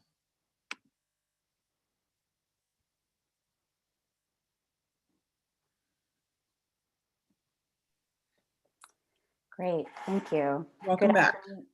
Well, thank you. Good afternoon, Senator Breen, Representative Peirce, and members of the committee. As I mentioned before, my name is Ellen Stern-Griswold, and I'm testifying today on behalf of Maine Farmland Trust in support of LD 1475. As I mentioned before, MFT believes that to revitalize Maine's rural communities, farms must be economically viable. MFT's support services and programs for farmers include individualized business planning and workshops and technical assistance like our farm business planning and farming for wholesale programs. These programs are designed to help farmers develop their businesses strategically and scale up their wholesale operations to obtain more market resilience and economic stability. We also support the expansion of new markets that connect more Mainers with Maine-grown food. In our work, we have seen how Maine farmers need improved processing infrastructure and other innovative opportunities across all agricultural sectors to increase the supply of Maine-grown products and to create new market opportunities for local farms. For instance, the lack of meat processing capacity in particular has been a long-standing challenge for livestock producers in the state. Expanding dairy processing capacity, particularly for value-added products and in proximity to dairy farms, could help dairy producers grow their businesses and lower costs. And the seasonality of fruit and vegetable production in the state requires innovation to produce shelf-stable local products that can feed Mainers and create market opportunities for those products outside of the state all year long. The lack of food processing infrastructure can also serve as a challenge for farms that are seeking to strategically scale up their business operations. At the same time, there's enormous growth potential for the food sector in Maine and the sectors that support it, like farming. In fact, Governor Mills' 10-year economic development strategy identifies the food sector in Maine as one of the 4 areas most ripe for economic development because of the state's current strengths, the growing global demand, and the potential for job creation in the sector. But investment in food processing infrastructure is a necessary first step to growing this important segment of Maine's economy. This type of infrastructure investment will also be necessary to meet the state's new Climate Action Plan strategy of increasing the amount of food consumed in Maine from state food producers from 10% to 20% by 2025 and 30% by 2030. This strategy recognizes the importance of growing our local food sector to ensure food security for the state, given the supply chain disruptions that are anticipated to result from climate change in the future. LD 1475 would help to provide the needed investment in Maine's food sector by providing funds to pursue targeted and appropriately scaled food processing projects in the state. In doing so, LD 1475 would also allow the state to leverage both private and federal funding to support these efforts, thereby multiplying the impact of this smart investment. For all of these reasons, MFT hopes that you will support LD 1475 and support the growth of Maine's food sector and all of the economic and climate benefits it provides. Thank you so much for the opportunity to testify, and I'd be happy to answer any questions you have. Thank you very much. Any questions for Ms. Griswold? Don't see any. Thank you for your patience. Thank you for joining us. Thank you. We have not heard yet from Amy Gallant, so I'm going to have Amy join us on the panel.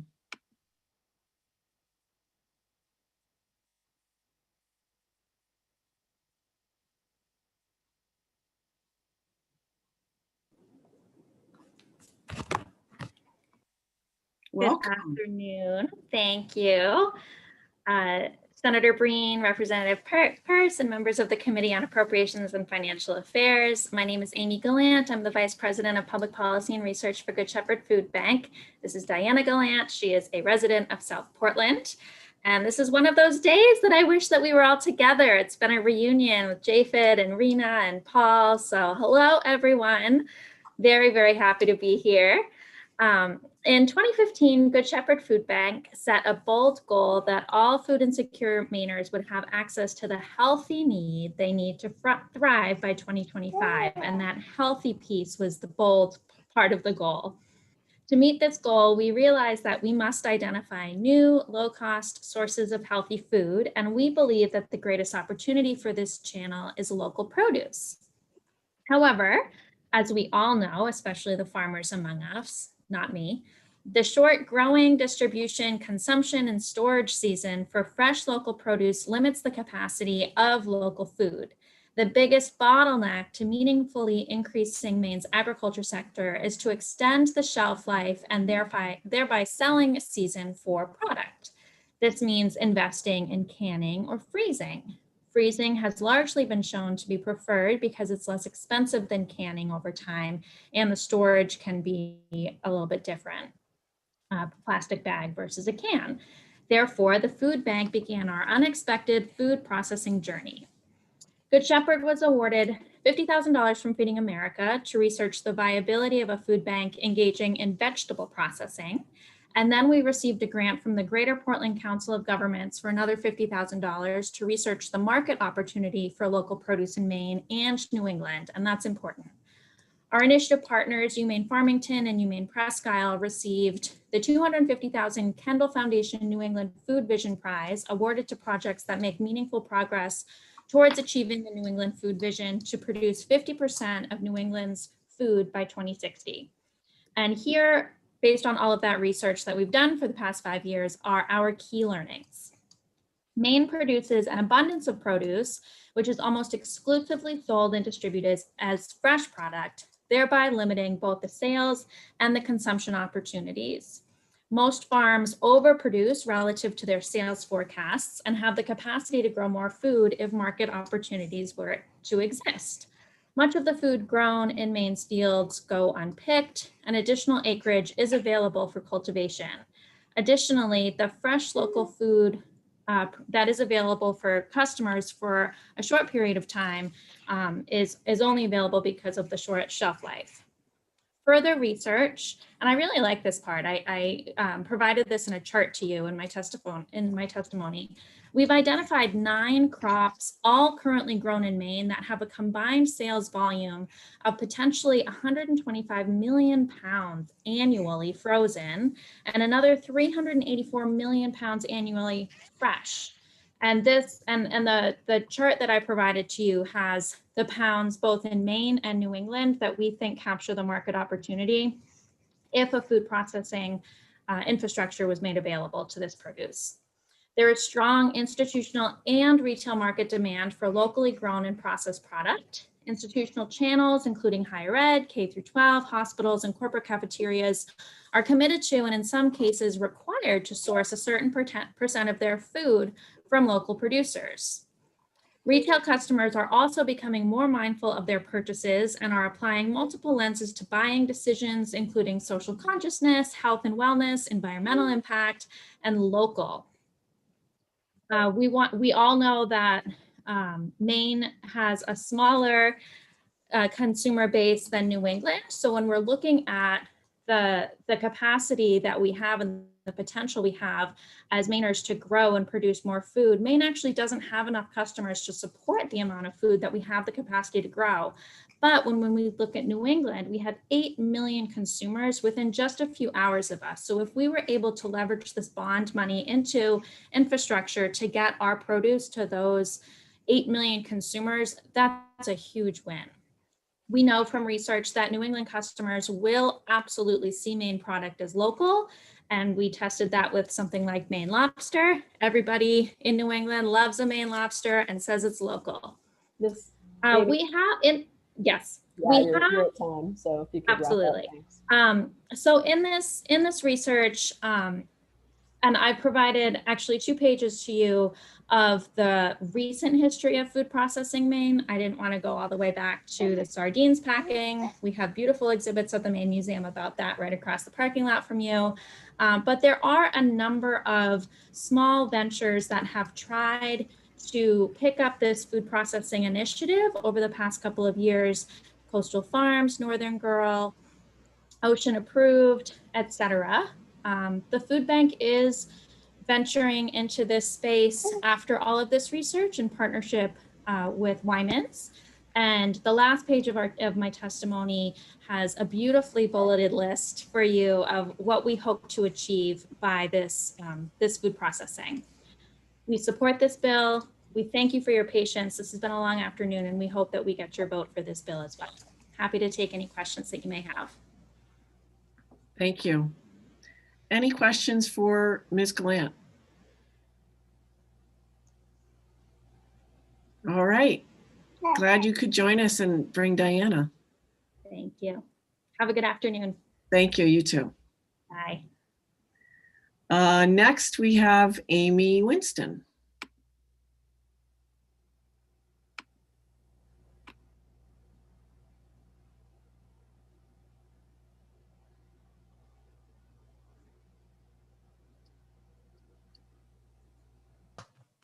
And you're back. Welcome. I am back. Thank you for having me back. Senator Breen, Representative Pierce, and distinguished members of the committee. I am still Amy Winston and the Director of State Policy at Coastal Enterprises, CEI. I still live in Edgecombe, and I'm testifying now on behalf of CEI to express our strong support for this bill, LD 1475. I have already talked to you about our mission and our role as a community development financial institution.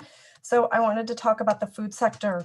In this space, we provide specialized business and financial assistance to sustainable agriculture and value chain businesses in Maine and the Northeast.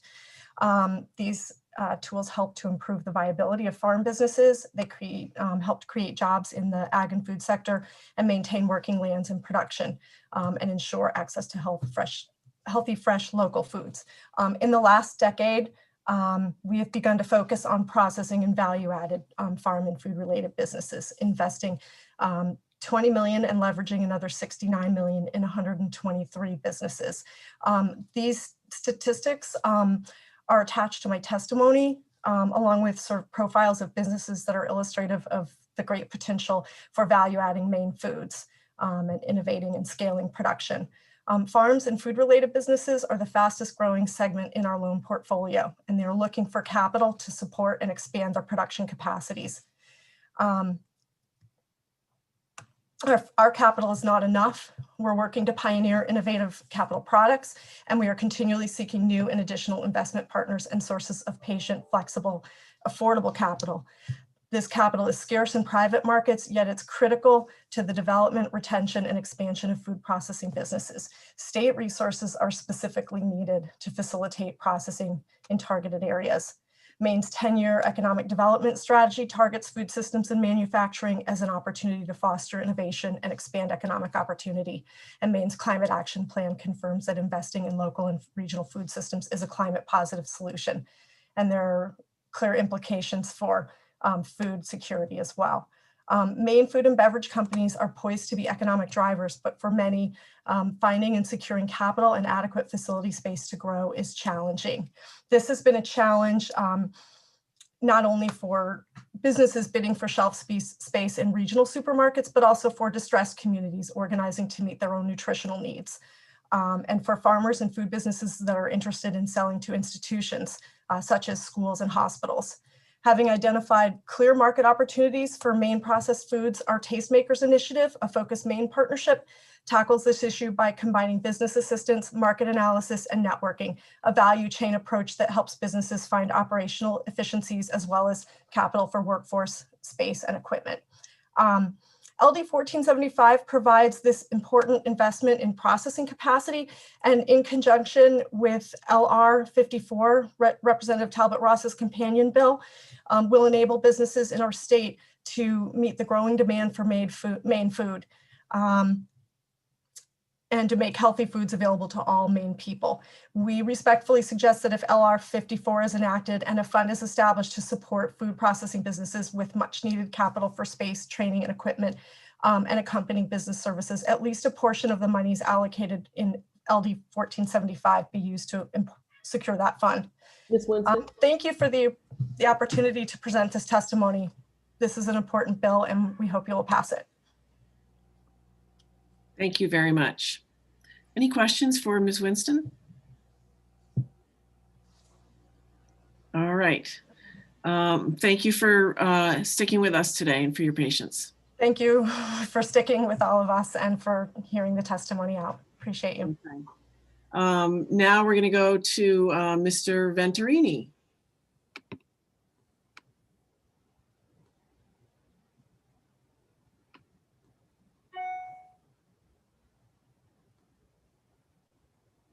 Good afternoon. Thank you for having me back.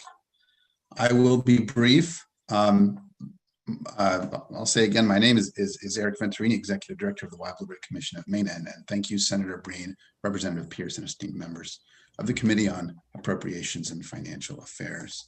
I'd refer you to my full testimony.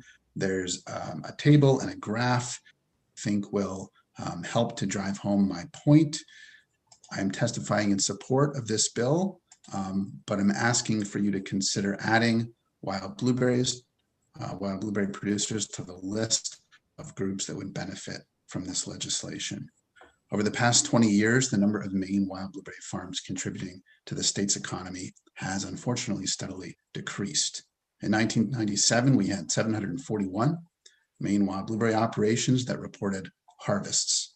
In 2017, which is the most recent number we have, according to the USDA Ag Census, only 435 farms reported harvest, a decrease of over 300 farms in 20 years.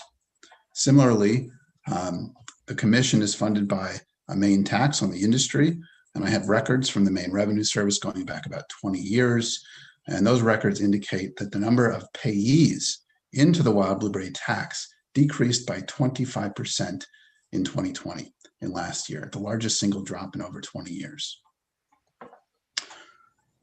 If you're looking at my testimony on the second page, there's a graph.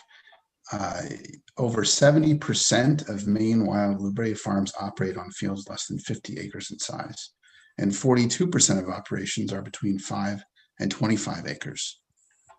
Our farms, very often, especially our small and medium-sized farms, are struggling to achieve profitability. This lack of profitability is discouraging generational transfer and contributing to the loss of farms and businesses. And this issue is recently identified by the Commission as a major barrier to the prosperity of Maine wild blueberry farms. In conversations with those farmers, the demand for their product is there. One of the limiting factors of small to medium-sized farms is their processing capacity. They simply cannot process enough during the short harvest window to become profitable. Investments in processing infrastructure would help these farms achieve profitability and would help maintain this iconic industry as an economic powerhouse in the state into the future. I lay out these statistics and this information to support a request. I urge you to add explicitly to the beneficiaries of this legislation, Maine wild blueberry producers. In its current form, the bill states that projects could support, and I quote, meat and poultry processing, including mobile processing infrastructure, specialty grain milling, malting and storage facilities, cheese making equipment and storage, and organic dairy processing infrastructure. On behalf of the Wild Blueberry Commission of Maine, I urge this committee to add to this list wild blueberry producers. Once amended, I urge you to support this bond and vote ought to pass. Thank you for your time. I'd be happy to answer any questions. Thank you. Any questions for Mr. Venturini from the committee? All right. Thank you very much for hanging in there and testifying again. Looking for anyone else who might want to testify on LD 1475. Looks like Christine Cummings. I will move you over to the panel.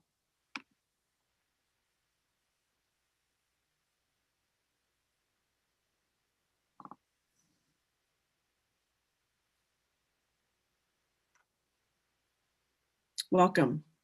Good afternoon. Thank you. Senator Breen, Representative Pierce, and members of the Committee on Appropriations and Financial Affairs. My name is Christine Cummings. I'm the Executive Director of the Maine Grocers and Food Producers. Sorry, it was prompting me that I was still muted. We represent Maine's food community, including Main Street businesses, including independently owned and operated grocery stores, supermarkets, food and beverage producers, processors, manufacturers, wholesalers, distributors, and other supportive partners. Just to give you a little bit of the current landscape, in 2020 Q3, the state of Maine had more than 265 food manufacturers.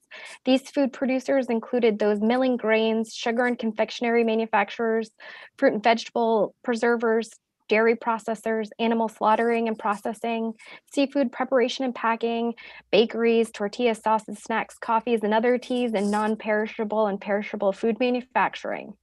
In total, they generated more than 5,600 jobs, and at the end of 2019, this industry generated more than $223 million in total wages. In addition, at the end of 2019, Maine was home to 113 beverage manufacturers who helped generate more than $104 million in total wages and more than 2,000 jobs here in Maine. According to a study by Portland-based Fork Food Lab, the Maine story has the potential for a 10 to 20% premium in the marketplace. And IRI, a data analytics and insight company, reports that a leading product claim for products in 2020 included the product's origin. It is anticipated that new eating behaviors from the pandemic are here to stay. Among those who are employed, more will continue to work from home, and this will impact how and where we shop and what we buy. Consumers will continue to seek out and purchase options that promote sustainability. Increasing access to capital for Maine's food manufacturers better positions our industry to meet the demand for Maine foods and will address the demonstrated need to increase access to technical assistance and lack of commercial kitchens and co-packing space to help increase manufacturing and distribution. As some of the former folks testified, there is a group that was created known as Focus Maine. They are a private sector-led initiative to accelerate the creation of quality jobs in Maine by investing in 3 of Maine's most globally competitive and high-growth fields, including agriculture, aquaculture, and biopharmaceuticals. Also noted within my testimony that I'll be submitting is, again, Maine's note as food as one of the 4 thematic areas within the 10-year strategic plan identified for growth. In 2015, a report noted titled Growing Maine's Food Industry, Growing Maine, leaders contributed to the Maine Food Cluster Project Survey. They noted that obstacles in Maine's business environment included high costs and caps in infrastructure. These included high costs of processing and lack of processing capacity and available storage facilities. And I'll wrap up by saying that 70% of our small-scale food producer community has indicated that they need assistance determining the best wholesale partnerships, determining shelf life, relationship building, determining the best route for distribution, and assistance with logistics, pricing, marketing, and sales strategies. Our industry has indicated that there is a lack of co-packing options and co-located food production spaces. Our frequently referenced obstacle is that logistical and distribution models favor larger business models over small-scale production of smaller batches and lower profits, especially with cold goods. It is encouraging to think that funding would be set forth for targeted and appropriately scaled food processing infrastructure projects to help address these needs and concerns. I thank you for the opportunity to provide testimony and happy to answer any questions. Thank you very much. Any questions for Ms. Cummings from the committee? Not seeing any. Thank you for joining us. The next person I have is Claire Eaton. I will move Ms. Eaton over to the panel now.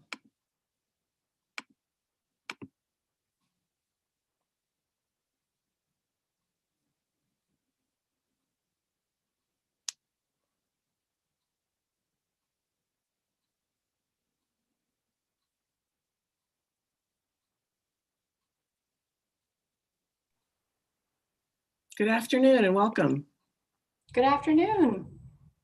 Senator Breen, Representative Peirce, and members of the Joint Standing Committee on Appropriations and Financial Affairs. My name is Claire Eaton, and I serve as Director of Natural Resource Markets and Economic Development at the Department of Agriculture, Conservation, and Forestry.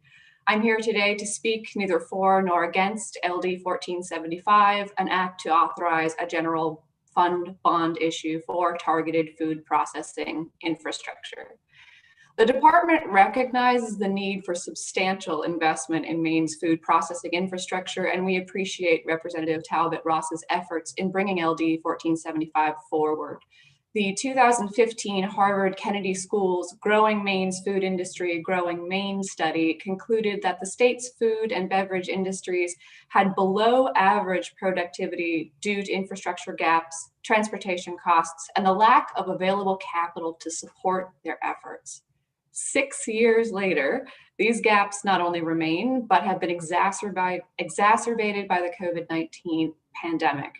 In response to widespread market and supply chain disruptions, producers, processors, and value-added businesses have been forced to adapt rapidly to access new markets and distribution channels while safely servicing their customers.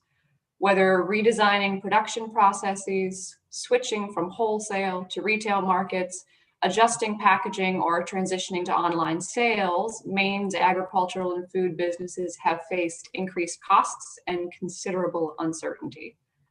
To ease the economic burden associated with pandemic disruptions and to address markedly increased demand for Maine-grown food and processed food, our department, in partnership with the Department of Economic and Community Development and Coastal Enterprises, was able to utilize CARES Act funding and deploy the Agriculture and Food Processing Infrastructure Reimbursement Plan in late 2020.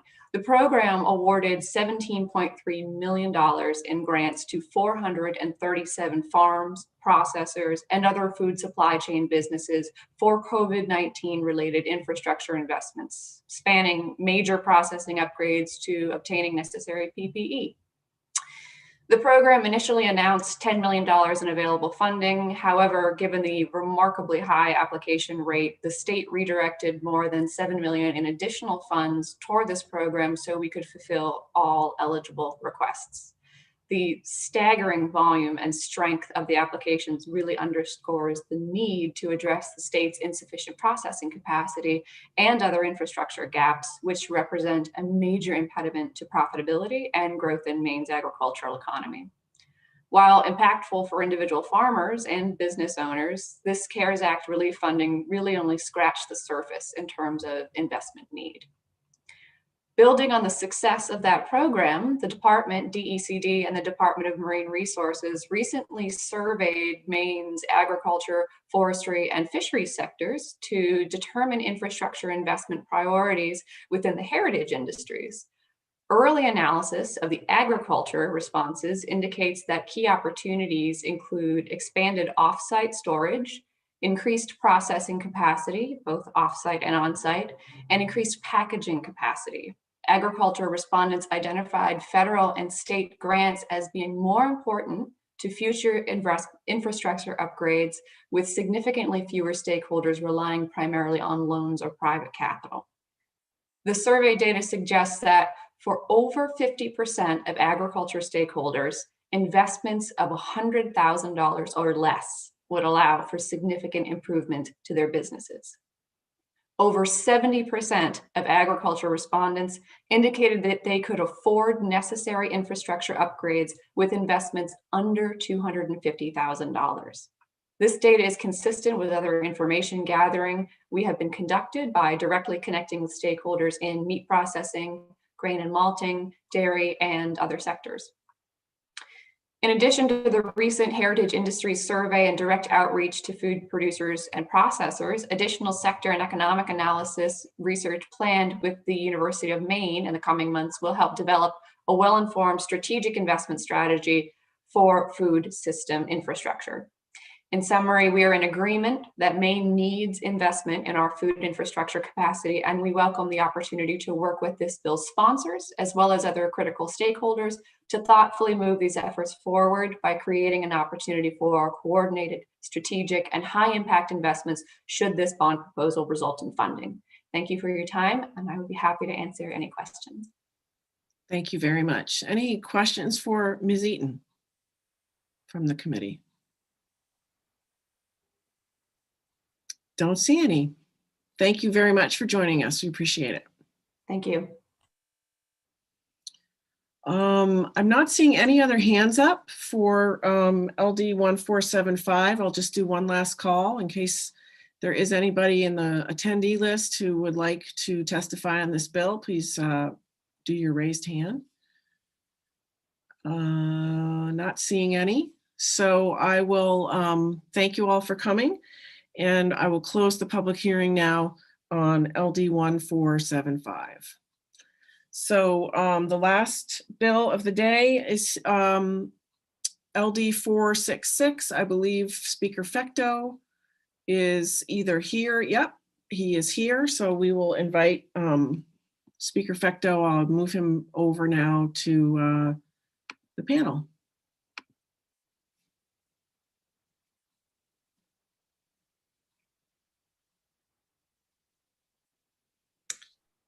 Good afternoon, Mr. Speaker.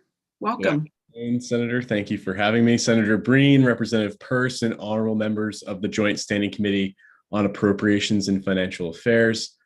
I am Ryan Fecto, and I represent part of my hometown of Biddeford, and I also have the distinct honor of serving as Speaker of the Maine House.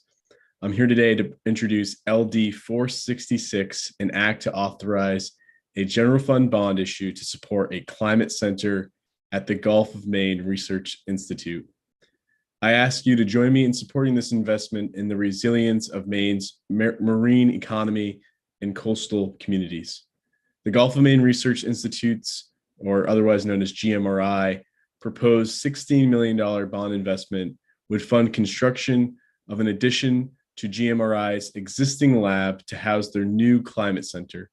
GMRI has played a leading role researching and describing the local impact of climate change over the past decade. They were the institution that discovered that the Gulf of Maine is warming faster than most of the world's oceans. Now they are building the capacity to assist coastal communities, fishermen, aquaculturists, seafood companies, fishery managers, and policymakers to anticipate and respond to the impacts of climate change in the Gulf of Maine. This new center will advance the implementation of LD 1679, the law this body passed that resulted in the state's ambitious climate action plan, Maine Won't Wait. GMRI's Climate Center will provide the following capabilities: expertise to support coastal communities, development of climate action plans, innovative climate finance tools to convert plans to action, manage risks, and optimize equitable policy outcomes, research and modeling to support climate-smart fishery management, know-how sharing to support the growth of climate-resilient aquaculture, and technical support to reduce greenhouse gas emissions and the seafood supply chain. GMRI has proven its ability to leverage state bond investments to secure philanthropic and federal funds to meet Maine's marine research, education, and community development needs. Over the past 15 years, they have leveraged an initial $5 million in state bond investment to secure over $90 million in federal research, national foundation, and local philanthropic funding to serve Maine's needs with virtually no annual operational funding support from the state of Maine. I encourage you to invest in GMRI's vision to support Maine as we navigate the climate crisis, and I urge you to vote ought to pass on LD 466. And I'm happy to answer any questions. Any questions for Speaker Fecteau on LD 466? Not seeing any. Thank you. So I will turn to the folks who are in attendance, and I see Mr. Perkins is here, and I will move Mr. Perkins over to the, to the panelists.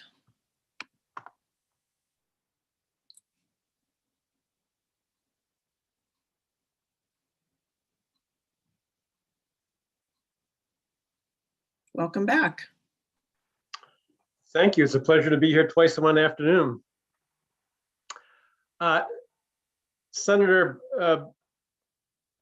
Breen, Representative Peirce, and esteemed members of the committee, thank you for your time and patience this afternoon on all these bills.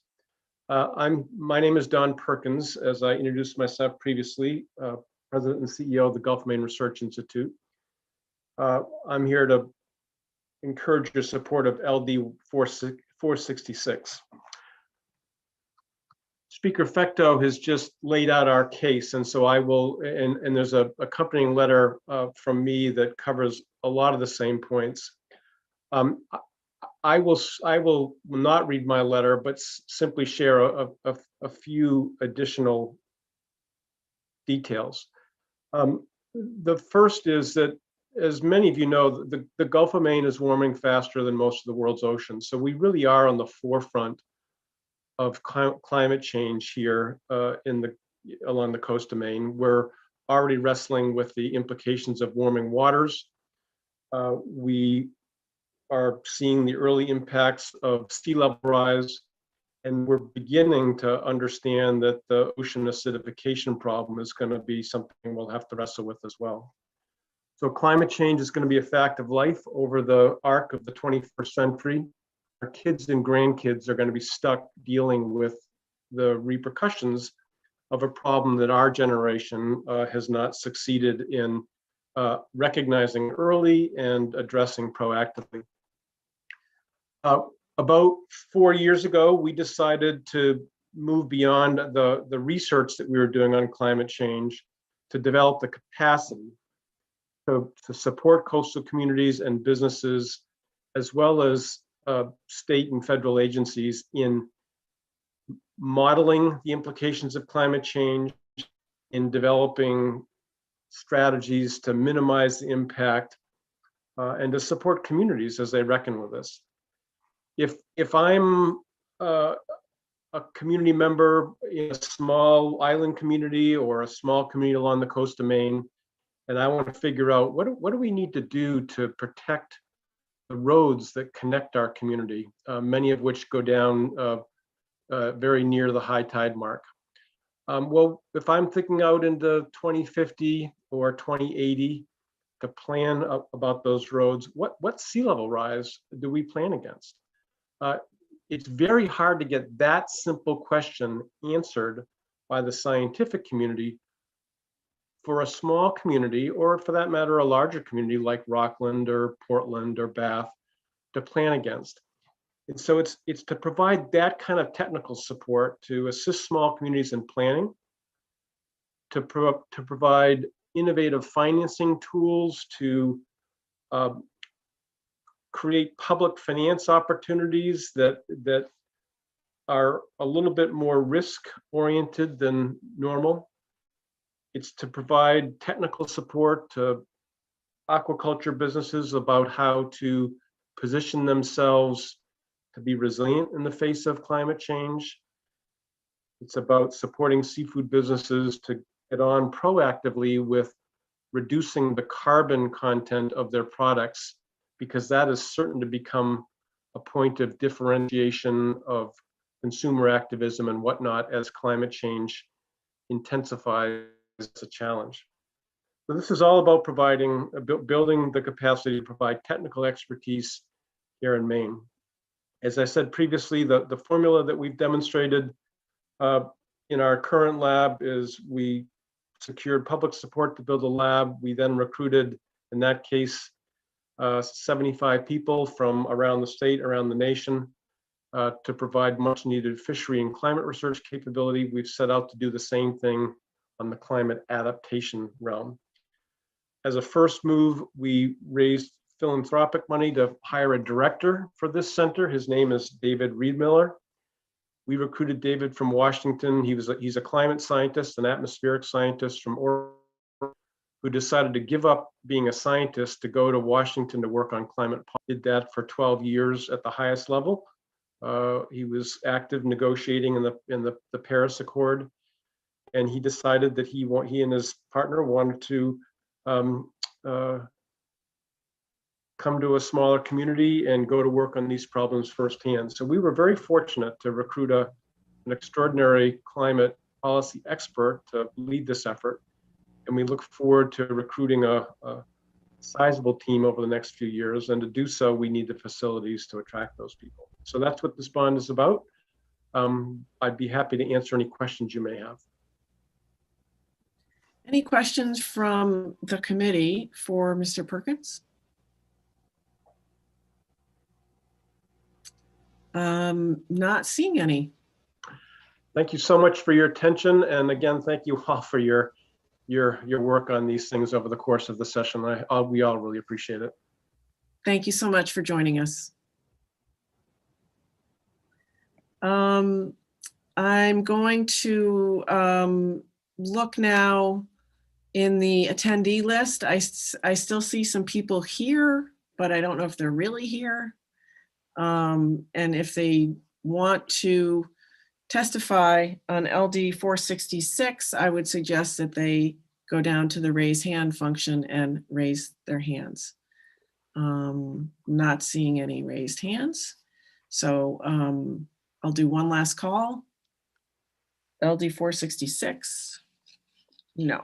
Okay, so I'm going to close the public hearing on LD 466. If our analyst would come on and join us, please. I believe that's the end of our bills for today. And I just want to give a little preview of tomorrow before we sign off. Hello, Maureen. Hello. Yes, I believe that is your bills for today. All right. So tomorrow we have a work session on LD 1507. And we also have a work session on some language that Representative Peirce is going to walk us through tomorrow related to limited period positions and pay periods and that sort of thing. That was LD 1506. LD 1506, thank you. So, and then we will be back on at 1 o'clock for more hearings on bond bills. I have quite a heavy load of work sessions tomorrow, and Representative Peirce has one as well. So on our own bills. So we are going to do our best to keep the train running tomorrow. But if we have to take some breaks while we are off working on our bills, we hope that you will bear with us, and we will do our best. Any questions before we sign off for the day? So 10 a.m. tomorrow? 10 a.m. and then 1 p.m. Thank you. Yep. Any other questions before we sign off? All right. Thank you, Mary Ann, for your great work today, getting the public to where they need to be to testify. Thank you. We really appreciate it.